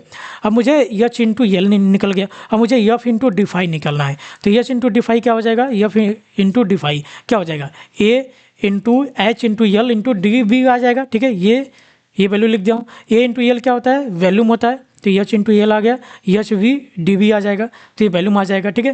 तो F इंटू डी फाई बराबर क्या हो जाएगा, HV DB आ जाएगा। तो ये वैल्यू मैंने यहाँ पे लिखी है, HV DB वैल्यू लिख दी है। अब यहाँ से मुझे क्या निकलना है, एनर्जी डेंसिटी निकलना है। तो जो स्टोर एनर्जी होती है, अगर मैं उसमें डिवाइड कर दूँ वैल्यूम से, तो मुझे एनर्जी डेंसिटी मिल जाएगी, जिसको WFD से मैंने दर्शाया है, ओके। तो ये जो वैल्यूम है, वैल्यूम किसी पे इधर डिपेंड नहीं कर रहा, तो उसको मैंने नीचे भेज दिया, तो मुझे ये वैल्यू मिल गई। अब इसका इंटीग्रेट कर दोगे, इंटीग्रेट किसके टर्म में करोगे, B के टर्म में करोगे, तो सबसे पहले H की वैल्यू B के टर्म में लिख दो। तो सबसे पहले B बराबर क्या होता है, म्यू टाइम्स ऑफ H, अभी पढ़ के आ रहे हैं, तो H बराबर क्या हो जाएगा, B/μ हो जाएगा। तो म्यू कांस्टेंट बाहर निकाल दिया, B का करोगे तो B²/2 आ जाएगा। तो यहाँ से तुम्हें वैल्यू मिल जाएगी 1/2 म्यू B²। और इसी पे यहाँ पे क्या कर सकते हो, फिर अगेन B बराबर म्यू टाइम्स ऑफ H होता है, H बराबर क्या होता है, B/μ होता है। तो B क्या है, 1/2 multiplied by B upon mu multiplied by B लिख सकता हूँ, तो बी अपॉन म्यू किसके बराबर आ जाएगा, बी अपॉन म्यू तुम्हारा आ जाएगा एच के बराबर आ जाएगा। ओके, तो यही वैल्यू लिखा है, तो यहाँ पे बी एच आ जाएगा। अगेन यहाँ पे बी की जगह पे फिर क्या रख सकते हो, म्यू टाइम्स ऑफ एच रख सकते हो, तो 1/2 क्या आ जाएगा, 1/2 mu times of H square. तो ये तुम्हारा फ्लक्स डेंसिटी कभी भी पूछा जा सकता है 7 नंबर में, तो ये भी मैंने बता दिया। कॉन्सेप्ट ऑफ एनर्जी को एनर्जी तो मैं पहले ही बता दिया हूँ यार, यहाँ पे बस लिखने वाली बात है, जो लिखी हुई है एक बार रीड आउट कर लेना क्या होती है, इस पर ज़्यादा टाइम वेस्ट नहीं करूँगा मैं। ओके, फार्मूले सारी चीज़ें मैं बता चुका हूँ। अब दूसरी चीज़ यहाँ पे थोड़ा सा समझने वाली बात है, यही तुम्हारी हेल्प करेगी आगे मैकेनिकल एनर्जी निकालने में, क्योंकि हमने 2 एनर्जी कैलकुलेट कर लिया है। पहले कौन सी एनर्जी कैलकुलेट किया हूँ, सबसे पहले इलेक्ट्रिकल एनर्जी कैलकुलेट किया हूँ, फिर उसके बाद फील्ड एनर्जी कैलकुलेट कर लिया हूँ। ओके, अब बच्चा क्या है, मैकेनिकल एनर्जी। अब मैकेनिकल एनर्जी कैलकुलेट करने के लिए ये कॉन्सेप्ट समझो। फाई इंटू आई का ग्राफ कैसे बनता है तुम्हें पता है, वो बता चुका हूँ। अब देखो मैकेनिकल एनर्जी के लिए हमें क्या चाहिए, मूवमेंट चाहिए। मैंने ये क्या बना दिया, एक सिस्टम बना दिया, ठीक है, ये स्प्रिंग कर दिया। मैकेनिकल एनर्जी तभी होगी जब इसके अंदर क्या होगा, मूवमेंट होगा, ठीक है, ये फ्लक्स होगा, मान लेता हूँ। ये तुम्हारा क्या है, ये एयर गैप है। ओके, अब देखो सबसे पहले ये जो मूवमेंट होगा वो कैसे कैसे हो सकता है, इसके बीच में या तो मूवमेंट होगा बहुत स्लोली, बहुत धीरे धीरे धीरे धीरे जाएगा। दूसरा मूवमेंट होता है बहुत तेज़ हो सकता है। पहला क्या हो सकता है, स्लो, वेरी स्लो जिसको कह सकते हो। दूसरा वेरी फास्ट, यानी आंख बंद करते ही चिपक जाए। तीसरा क्या हो सकता है, चिपकने से दूसरा मतलब मत निकाल लेना। तीसरा क्या हो सकता है, इनके बीच वाला ट्रांजिएंट जिसको बोलते हैं, ठीक है, ट्रांजिएंट। तो ये 3 केस में 3 अलग अलग चीज़ें बनेंगी। तो पहली चीज़, एक चीज़ ये समझो, अगर जब चिपका नहीं है, अगर चिपका नहीं, जब ग्राफ बनाओगे तो क्या ग्राफ आएगा, जब चिपका नहीं तो तुम्हारा फ्लक्स एयर से भी होते हुए जा रहा है, ठीक है। तो यहाँ पे जो फ्लक्स होता है एयर में जो होता है, ये बीएच कर्व जो एयर का निकालते हैं नॉन मैग्नेटिक मटेरियल का, तो वहाँ पे जो नॉन मैग्नेटिक मटेरियल का जो तुम्हारा, एक मिनट देना, नॉन मैग्नेटिक मटेरियल का जो तुम्हारा फ्लक्स होता है वो तुम्हारा क्या कहता है, डोमिनेंट करता है, ठीक है। यहाँ पे जो भी ग्राफ आता है ये फाई और आई के बीच में वो डोमिनेंट करेगा, यानी केवल उसी का बनेगा। जब मटेरियल रहेगा यानी कोई भी एयर गैप नहीं रहेगा, तब तुम्हारा क्या बनेगा, मटेरियल वाला बनेगा। तो मैं पॉजिटिव में ही लेके चल रहा हूँ। तो जब ओपन है यानी एयर गैप है, यानी यहाँ पे एयर है, तो एयर के बीच में कोई भी मटेरियल नहीं है। जब कोई भी मटेरियल नहीं है तो इनके बीच में बी एच कर्व यानी साई और आई का कर्व कैसे बनेगा, एक लीनियर बनेगा, लेकिन ज़्यादा नहीं बनेगा। क्यों, क्योंकि यहाँ पे फ्लक्स ज़्यादा जनरेट नहीं होगी, क्योंकि एयर का रिलक्टेंस ज़्यादा होता है, डाइपोल भी नहीं पाया जाता, तो यहाँ पे थोड़ा सा कम बना दिया हूँ। लेकिन जैसे ये चिपक जाएगा, इसमें कुछ इस तरह से आके चिपक गया, ठीक है, यानी ये क्लोज पाथ बना दिया जी। जब ये ओपन था तब की बात है, जब ये सेकेंड पोजीशन क्लोज हो गया। जब क्लोज हो जाएगा तो क्या हो जाएगा, देखो ये सारे कोर बन गया। अब जब कोर में मैग्नेटिक फ्लक्स वहाँ पे मूव करेगा तो और डाइपोल क्या हो जाएंगे, बन जाएंगे, जिसकी वजह से मैग्नेटिक फ्लक्स इंटेंसिटी ज़्यादा देखने को मिलेगा, फ्लक्स लिंकेज ज़्यादा देखने को मिलेगा, तो बहुत तेज़ी से बढ़ता है। फिर आगे एक टाइम पे आने पर सारे डाइपोल एक ही डायरेक्शन में मूवमेंट हो जाते हैं, डाइपोल खत्म हो जाते हैं, फिर उसके बाद सेचुरेशन आ जाता है। तो कुछ इस तरह से दिखाते हैं। तो ये क्लोज पार्ट में होता है, यानी या कह सकते हो कि एयर गैप बहुत ही कम हो, यहाँ एयर गैप बहुत ज़्यादा होता है। तो ये 2 ग्राफ बनेंगे। तो मशीन में भी 2 ही ग्राफ बनेंगे, एक जब ये ओपन पे हो, जब ये लास्ट पे हो। और लेकिन ये मोशन कैसे हो सकता है, 3 तरह से, एक स्लो, वेरी फास्ट और ट्रांजिएंट। तो तीनों में हम देखेंगे कैसे कैसे एनर्जी हमें निकालनी होती है। बहुत डिटेल में तुम्हें ये समझा रहा हूँ मैं। तो मैग्नेटिक को एनर्जी की अगर मैं बात करूँ, मैग्नेटिक को एनर्जी, ठीक है, ये भी तो मैं बता ही दिया हूँ यार। एनर्जी को एनर्जी लीनियर में सेम होते हैं, नॉन लीनियर में सेम नहीं होते हैं, तो इसको मैं नहीं जा रहा हूँ करने। ओके, टाइम वेस्ट करने क्या फ़ायदा। पहला केस ले लेते हैं, जब रोटेटरी पार्ट बहुत धीरे, बहुत स्लो क्या कर रहा है, मूव कर रहा है। जब बहुत ही स्लो मूव कर रहा है तो अभी हमने निकाला था V equal to I R plus E. अगर मैं यहाँ से करंट निकालना चाहूँ तो करंट बराबर क्या आ जाएगा, करंट बराबर तुम्हारा आ जाएगा V minus E upon R. अब करंट निकालना चाहूँगा तो देखो क्या होगा, यहाँ पे ई बराबर क्या होता है, flux linkage upon D T. अब बहुत स्लो आ रहा है तो बहुत स्लो आ रहा है, तो वैसे ही यहाँ पे फ्लक्स लिंकेज कम है, क्योंकि यहाँ पे एयर है, फ्लक्स लिंकेज कम है और टाइम बहुत ज़्यादा हो रहा है। तो यहाँ पे टाइम बहुत ज़्यादा, फ्लक्स बहुत कम है, जिसकी वजह से ये अप्रॉक्सिमेटली क्या हो जाता है, 0। तो तुम्हें आई क्या मिल जाता है, V अपॉन आर। तो ये एक लिनियर देखने को मिलेगा, ठीक है। तो पोजीशन 1 की बात करूँ तो पोजीशन 1 में ये ग्राफ आएगा, ये वाला आएगा, ये तो सबको पता है। लेकिन जैसे पोजीशन 2 में जाएगा तो ये ग्राफ आएगा, कैसे आएगा मैं एक्सप्लेन नहीं करने जा रहा हूँ। ओके, तो ये चीज़ें मैंने 2 चीज़ें लिख दी हैं, सेटअप बनाना भी मैंने तुम्हें सिखा दिया है। ये x1 पोजीशन था, ये x2 पोजीशन था। अब देखो यहाँ पे हो क्या रहा है, हमें एनर्जी निकालनी है, कोई एनर्जी निकालनी है, दोनों टर्म में निकालनी है, जो भी तुम सोच लो। तो एनर्जी हमें पता है क्या होता है कि अगर मैं पहले ग्राफ के लिए एनर्जी निकालना चाहूँ तो पहले ग्राफ के लिए सबसे पहले क्या बनाओगे, यहाँ पे I1 करंट थी तो कौन सा फ्लक्स था, φ1 फ्लक्स था, ठीक है। दूसरा जो गया I1 करंट पे ही गया और फ्लक्स 2, दोनों के लिए देखो यहाँ पे करंट सेम है, दोनों के लिए करंट सेम क्यों है, क्योंकि बहुत स्लो आ रहा है यार। यहाँ पे मैंने तुम्हें दिखा भी दिया, करंट दोनों के लिए सेम ही होंगे। तो यहाँ पे देखो सबसे पहले मैं इस पार्ट की बात करूंगा, तो इसकी एनर्जी को एनर्जी अगर मैं निकालना चाहूँ तो एनर्जी इसके ऊपर वाला पार्ट होगा, कहाँ तक, जहाँ तक फ्लक्स को लिंकेज कर रहा है वही इसकी एनर्जी होगी, ठीक है। तो ये एनर्जी हो गई, ये इसकी पोजीशन 1 की, और इसके नीचे वाली क्या हो जाएगी, कोई एनर्जी, तो उसकी अभी मैं बात करने कर रहा हूँ। फिर सेकेंड पोजीशन पे जब जाते हैं इस ग्राफ के लिए कौन सी एनर्जी हो जाएगी, इस ग्राफ का ये एनर्जी हो जाएगा, ये पूरा φ1 से φ2 तक का, ठीक है। और हमें पोजीशन बी से पोजीशन सी तक जाना है, क्योंकि यहाँ पे पोजीशन x1 से पोजीशन x2 तक जाना है, तो यानी पॉइंट बी से पॉइंट सी तक जाना है। कौन सा रास्ता हम अपनाएं, कौन सा रास्ता अपना सकते हैं, यहाँ पे देख रहे हैं करंट सबके लिए क्या है, सेम है। पहला केस में हमेशा याद रखना करंट सबके लिए सेम होता है, तो हम करंट वाला रास्ता लेके जाते हैं ऊपर, जो कि एकदम सीधे जाएगा, ठीक है। सबके लिए सेम होता है, क्यों सेम होता है मैंने बता दिया, बहुत स्लो आ रहा है इसलिए हमें बहुत कम हो जाता है, जिसकी वजह से जीरो आ जाता है। तो ये वाला रास्ता हम लेके जाएंगे। तो यही जो ग्राफ हमारा बन रहा है यही हमारी मैकेनिकल एनर्जी कहलाएगी। अब मैकेनिकल एनर्जी हम यही निकालेंगे, ठीक है। चलो आगे चलते हैं। तो ये एनर्जी को एनर्जी का सिस्टम भी मैं तुम्हें यहाँ पे समझा दिया हूँ, थोड़ा आगे चलते हैं। तो फील्ड में स्टोर एनर्जी ये हो गई, और इसके वाले फील्ड में स्टोर एनर्जी ये हो गई, ओके। इलेक्ट्रिकल इनपुट एनर्जी हमें पता है आई डी साई हमने निकाल के रखा है, मैंने निकाल चुका हूँ। और इलेक्ट्रिकल एनर्जी अगर देखोगे हम कहाँ से कहाँ तक जा रहे हैं, psi 1 to psi 2, electrical energy की वजह से ही तो फ्लक्स लिंकेज चेंज हो रहा है। तो साई 1 टू साई 2 जा रहे हैं। तो यहाँ पे जब इसका I1 का डिफरेंस, ये I1 कांस्टेंट आ जाएगा बाहर, इसका जब इंटीग्रेट करोगे तुम्हें साई मिलेगा, लिमिट रखोगे साई 1 टू साई 2, तो साई 2 टू माइनस साई 1 मिलेगा। तो कभी कभी क्वेश्चन बन जाता है कि तुम क्या करो, फ्लक्स डिफरेंस में तुम मुझे एनर्जी बताओ, कौन सी एनर्जी बताओ, इलेक्ट्रिकल एनर्जी बताओ, तो भी यही निकालना है, ठीक है। ये वाला सिस्टम अप्रोच कर लेना। अब तो हमने इलेक्ट्रिकल एनर्जी निकाल ली, फील्ड एनर्जी हमने निकाल ली, अब क्या बचा, मैकेनिकल एनर्जी बचा, क्योंकि चेंज इन स्टोर एनर्जी निकालना है। ये तो हमने फील्ड एनर्जी निकाल ली, लेकिन हमें चेंज इन स्टोर एनर्जी निकालना है, ठीक है।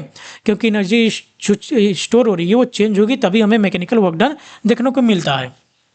तो चेंज इन स्टोर एनर्जी कैसे निकलेगी, ये देखो WF है WF1, दोनों में से किसी दोनों को घटा दो, तो ये बड़े वाले से छोटे वाले को मैंने घटा दिया, यानी φ2 वाले को φ1 से मैंने घटा दिया, तो चेंज इन स्टोर एनर्जी निकल गई। यानी मुझे मैकेनिकल एनर्जी चाहिए, लेकिन उसके लिए मुझे इलेक्ट्रिकल एनर्जी भी चाहिए होगा, और मुझे स्टोर एनर्जी भी चाहिए होगा, चेंज इन स्टोर एनर्जी चाहिए होगा। क्योंकि यहाँ पे दो पोजीशन की मैं बात कर रहा हूँ, एक पोजीशन की बात करता तो केवल स्टोर एनर्जी चाहिए होती, लेकिन दो पोजीशन की बात कर रहा हूँ तो मुझे चेंज इन स्टोर एनर्जी चाहिए ना यार, दोनों पोजीशन में कितना एनर्जी स्टोर हुआ, उसका कितना चेंज हुआ वो चाहिए।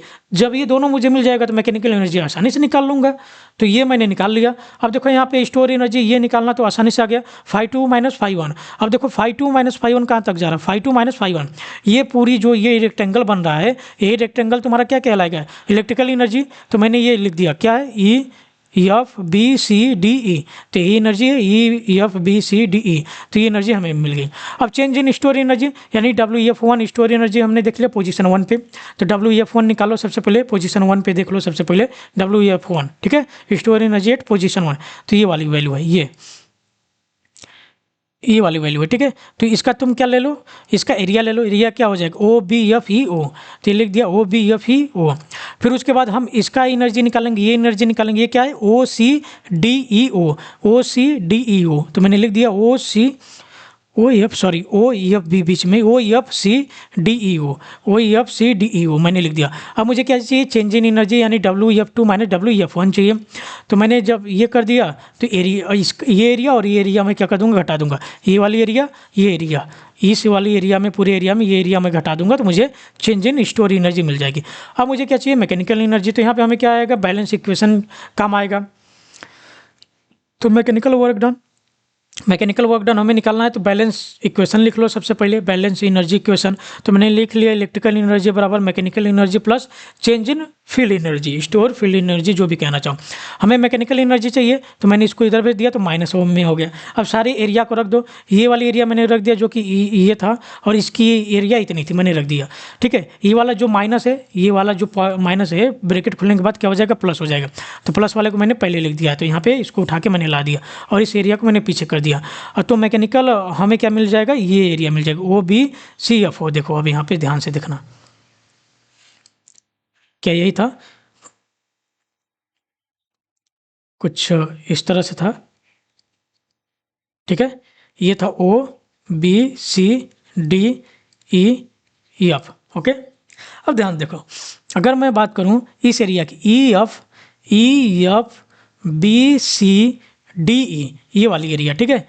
इस वाली एरिया की मैं बात कर रहा हूं। सबसे पहले इस एरिया में मैं कौन सी एरिया जोड़ रहा हूं, ये वाली एरिया, कौन सी, कलर चेंज कर लेता हूँ, OBEO,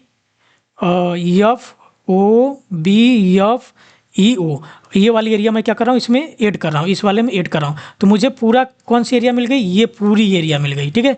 यहाँ से यहाँ तक पूरी एरिया मुझे मिल गई। अब इसमें से मैं कौन सी एरिया घटा रहा हूँ, मैं एरिया यहाँ से घटा रहा हूँ OFC,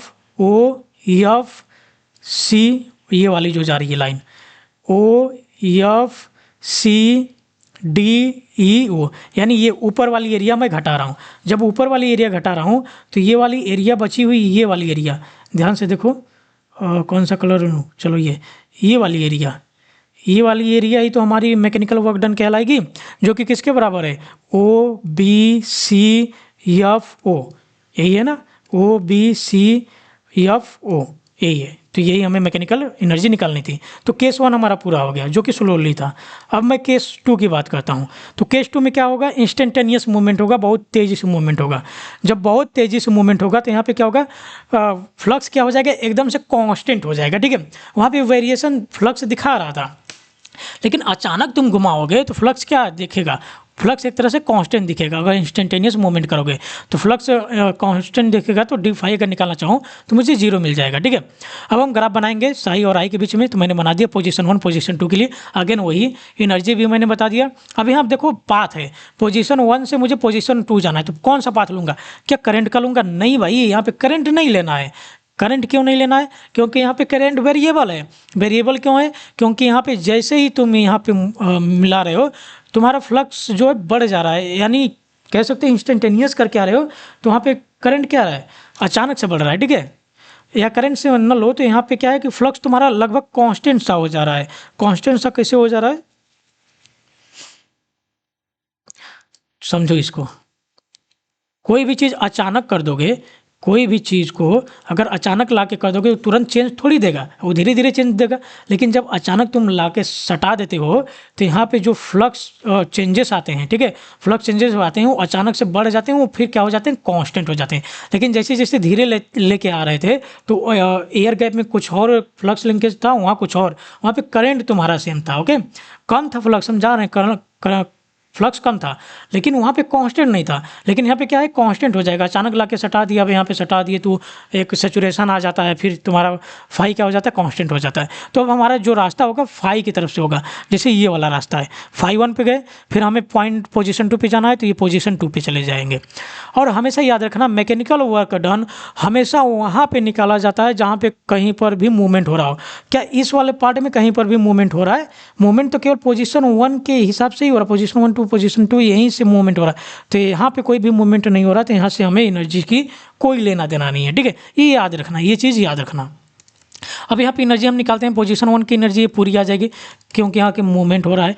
दूसरी चीज़, इसकी जो एनर्जी आ जाएगी वो एनर्जी यहाँ पे आ जाएगी, क्योंकि दोनों के लिए फ्लक्स क्या है, सेम है, करंट चेंज है। देखो इसके लिए I2 करंट है, इसके लिए I1 करंट है, दोनों के लिए करंट चेंज है। जैसे यहाँ पे आ गया तो यहाँ पे जब सेचुरेशन आएगा तो यहाँ पे करंट क्या हो जाएगी, ऑटोमेटिकली कम होगी। क्यों, क्योंकि वहाँ पे क्या हो जा रहा है कि डाइपोल सारी चीज़ें बना दे रहे हैं, फ्लक्स बना दे रहे हैं, इसलिए यहाँ पे करंट कम हो जाता है। जब करंट कम हो गया तो इस फ्लक्स के हिसाब से हम क्या निकाल रहे हैं, एनर्जी निकाल रहे हैं। तो इसकी एनर्जी ये आ जाएगी और इस पोजीशन 2 की एनर्जी ये आ जाएगी, WF2, यहाँ WF1।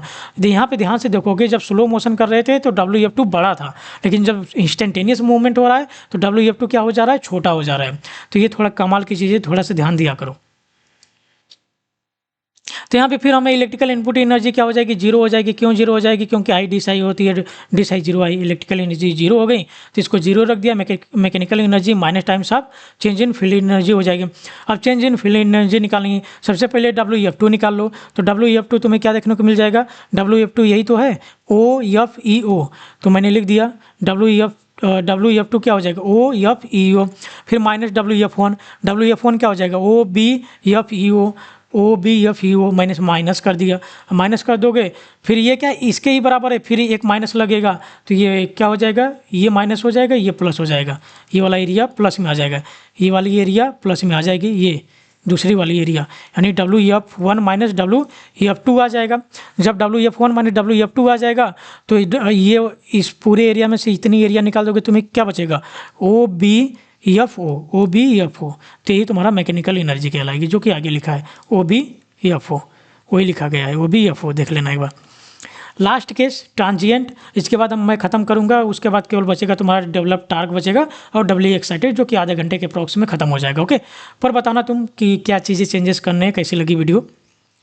यहाँ पर देखो केस 3 में अगर ट्रांजिएंट स्टेट यानी ना तेज ना ही धीरे, दोनों एक काम में चल रहे हैं, तो सबसे पहले साई और आई के बीच में मैं क्या करूँगा, ग्राफ बनाऊँगा। ये ग्राफ आता है पोजीशन 1 पोजीशन 2। अब यहाँ पे इसके लिए I1 यहाँ पे, I2 यहाँ पे। अब देखो मुझे जाना क्या है, पॉइंट 1 से पॉइंट B पे जाना है। अब यहाँ पे जाने का रास्ता क्या हो सकता है, पहला रास्ता हमने करंट के थ्रू देख लिया क्योंकि करंट कांस्टेंट था वहाँ पे। दूसरा रास्ता फ्लक्स से देख लिया जो कि फ्लक्स कांस्टेंट था जिसमें इंस्टेंटेनियस आता है। लेकिन यहाँ पे ट्रांजिएंट है तो दोनों के बीच में जाएगा, तो मैंने ये एक रास्ता ले लिया, ये रास्ता लेके जाएगा। जहाँ तक मूवमेंट होता है वहीं तक की एनर्जी हमें कैलकुलेट करनी होती है। अब फिर यहाँ हम B डैश पहुँच तो गए हैं, लेकिन उसके बाद हमें C पॉइंट पे जाना है, तो मैं यहाँ से चला जाऊँगा, ठीक है। लेकिन यहाँ पे कोई भी मैकेनिकल वर्क डन नहीं होगा, क्यों, क्योंकि यहाँ पे कोई भी मोमेंटम नहीं हो रहा था। यहाँ पे मैकेनिकल वर्क डन क्या आ जाएगा, जीरो आएगा। दूसरी चीज़ हम क्या निकालते हैं, एनर्जी निकालते हैं। तो मैंने यहाँ पे एनर्जी निकाल ली है, दोनों की एनर्जी कहाँ तक निकालती है, जहाँ तक मोमेंटम होता है। ओके, ये एनर्जी मैंने निकाल ली है। फिर मुझे चेंज इन एनर्जी निकालना होगा, इसमें और इसको घटाना होगा, तो मैंने चेंज इन एनर्जी भी निकाल लिए। तो चेंज इन एनर्जी कैसे निकालोगे, WF2 क्या हो जाएगा, WF2 क्या हो जाएगा, OFB-D-EO। फिर उसके बाद WF1 क्या हो जाएगा, OBFEO, यहाँ पे हो जाएगा OBFEO, ये मैंने लिख दिया। चेंज इन मैंने यहाँ पे निकाल लिया। अब इलेक्ट्रिकल एनर्जी भी चाहिए होता है, इलेक्ट्रिकल एनर्जी ये होता है, हमें पता है I इंटू डी साई। और I इंटू डी साई हम कैसे निकाल सकते हैं, अगर एरिया मुझे दिया तो मैं एरिया पूरा निकाल सकता हूँ। तो एरिया क्या है यहाँ पे देखो, साई जो है, साई कहाँ से कहाँ तक लाई कर रहा है, डी साई चेंजेबल है, साई 1 से साई 2 तक जा रहा है, तो मैं ये वाली एरिया ले लूँगा, ये इलेक्ट्रिकल एनर्जी मिल जाएगी। EFBCD-D-E, ये वैल्यू मैंने यहाँ पे लिख दी है। ओके, अब इसको केवल हमें मैकेनिकल एनर्जी वर्क डन निकालना है, तो यहाँ पे क्या करूँगा मैं, मैकेनिकल वर्क डन मैंने निकालना है तो क्या कर लूँगा, वही इक्वेशन निकालूंगा जो W इलेक्ट्रिकल बराबर होता है W mechanical plus W field. तो W मैकेनिकल बराबर मुझे मिल जाएगा W electrical minus W field. तो यहाँ पे मैंने रख दिया W इलेक्ट्रिकल का फील्ड मैंने रख दिया हूँ, तो क्या हो जाएगा EFB-D-E मैंने लिख दिया। फिर यहाँ पे मैं क्या करूँगा, माइनस से फील्ड में, तो माइनस ये वाली क्या हो जाएगी, माइनस माइनस प्लस हो जाएगी, तो एरिया OBFEO प्लस हो जाएगा। फिर ये माइनस आ जाएगा, माइनस OFB-D-, क्योंकि मैंने एक्स्ट्रा माइनस किया है, ठीक है, इसलिए ये आया। फिर जब ये दोनों एरिया जोड़ोगे, कौन कौन सी एरिया, पहली एरिया ये EFB-, सॉरी C नहीं आएगा, C में कोई वर्क डन ही नहीं हो रहा, कोई इलेक्ट्रिकल एनर्जी ही नहीं आएगी। B-D-E, और क्या है, ये वाली एरिया, इस वाली एरिया में, ये वाली एरिया में कौन सी एरिया जोड़ना है मुझे, OB, मैं हाईलाइट कर दे रहा हूँ, ये वाली एरिया में, इस वाली एरिया में मुझे कौन सी एरिया एडॉप्ट करनी है, OBFEO, यानी ये वाली एरिया। तो मुझे टोटल एरिया क्या मिल जाएगी, OBB-D-, EF भी ले सकते हो, बीच में है D-EO, ये टोटल एरिया मुझे मिल जाएगी।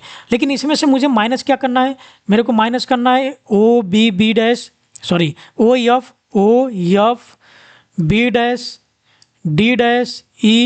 ओ, यानी ये वाली एरिया मेरे को माइनस करनी है। जब ये वाली एरिया तुम माइनस कर दोगे तुम्हें क्या क्या देखने को मिला, O B B dash F O, यही मिला, O B B dash F O. तो मैकेनिकल एनर्जी हमने निकाल लिया। इसके बाद हम पढ़ेंगे किसके बारे में, इसके बाद हम फोर्स एंड टॉर्क के बारे में पढ़ेंगे, जो कि आगे ही है। लेकिन मैं यहाँ पे क्या करूँगा, यहाँ पे ख़त्म करूँगा मैं, क्योंकि ज़्यादा वीडियो लेंदी हो जाएगी। तुम्हें बताना यार वीडियो कैसी चाहिए, ठीक है। तुम्हारे हिसाब से मैं वीडियो बनाऊंगा, क्योंकि जैसा तुम चाहोगे वैसा ही बनाऊंगा। तो यहीं पे थैंक यू मैं करता हूँ। जैसा लगे अपनी सोच कमेंट बॉक्स में रख देना, जो भी हो, सही गलत जो भी हो।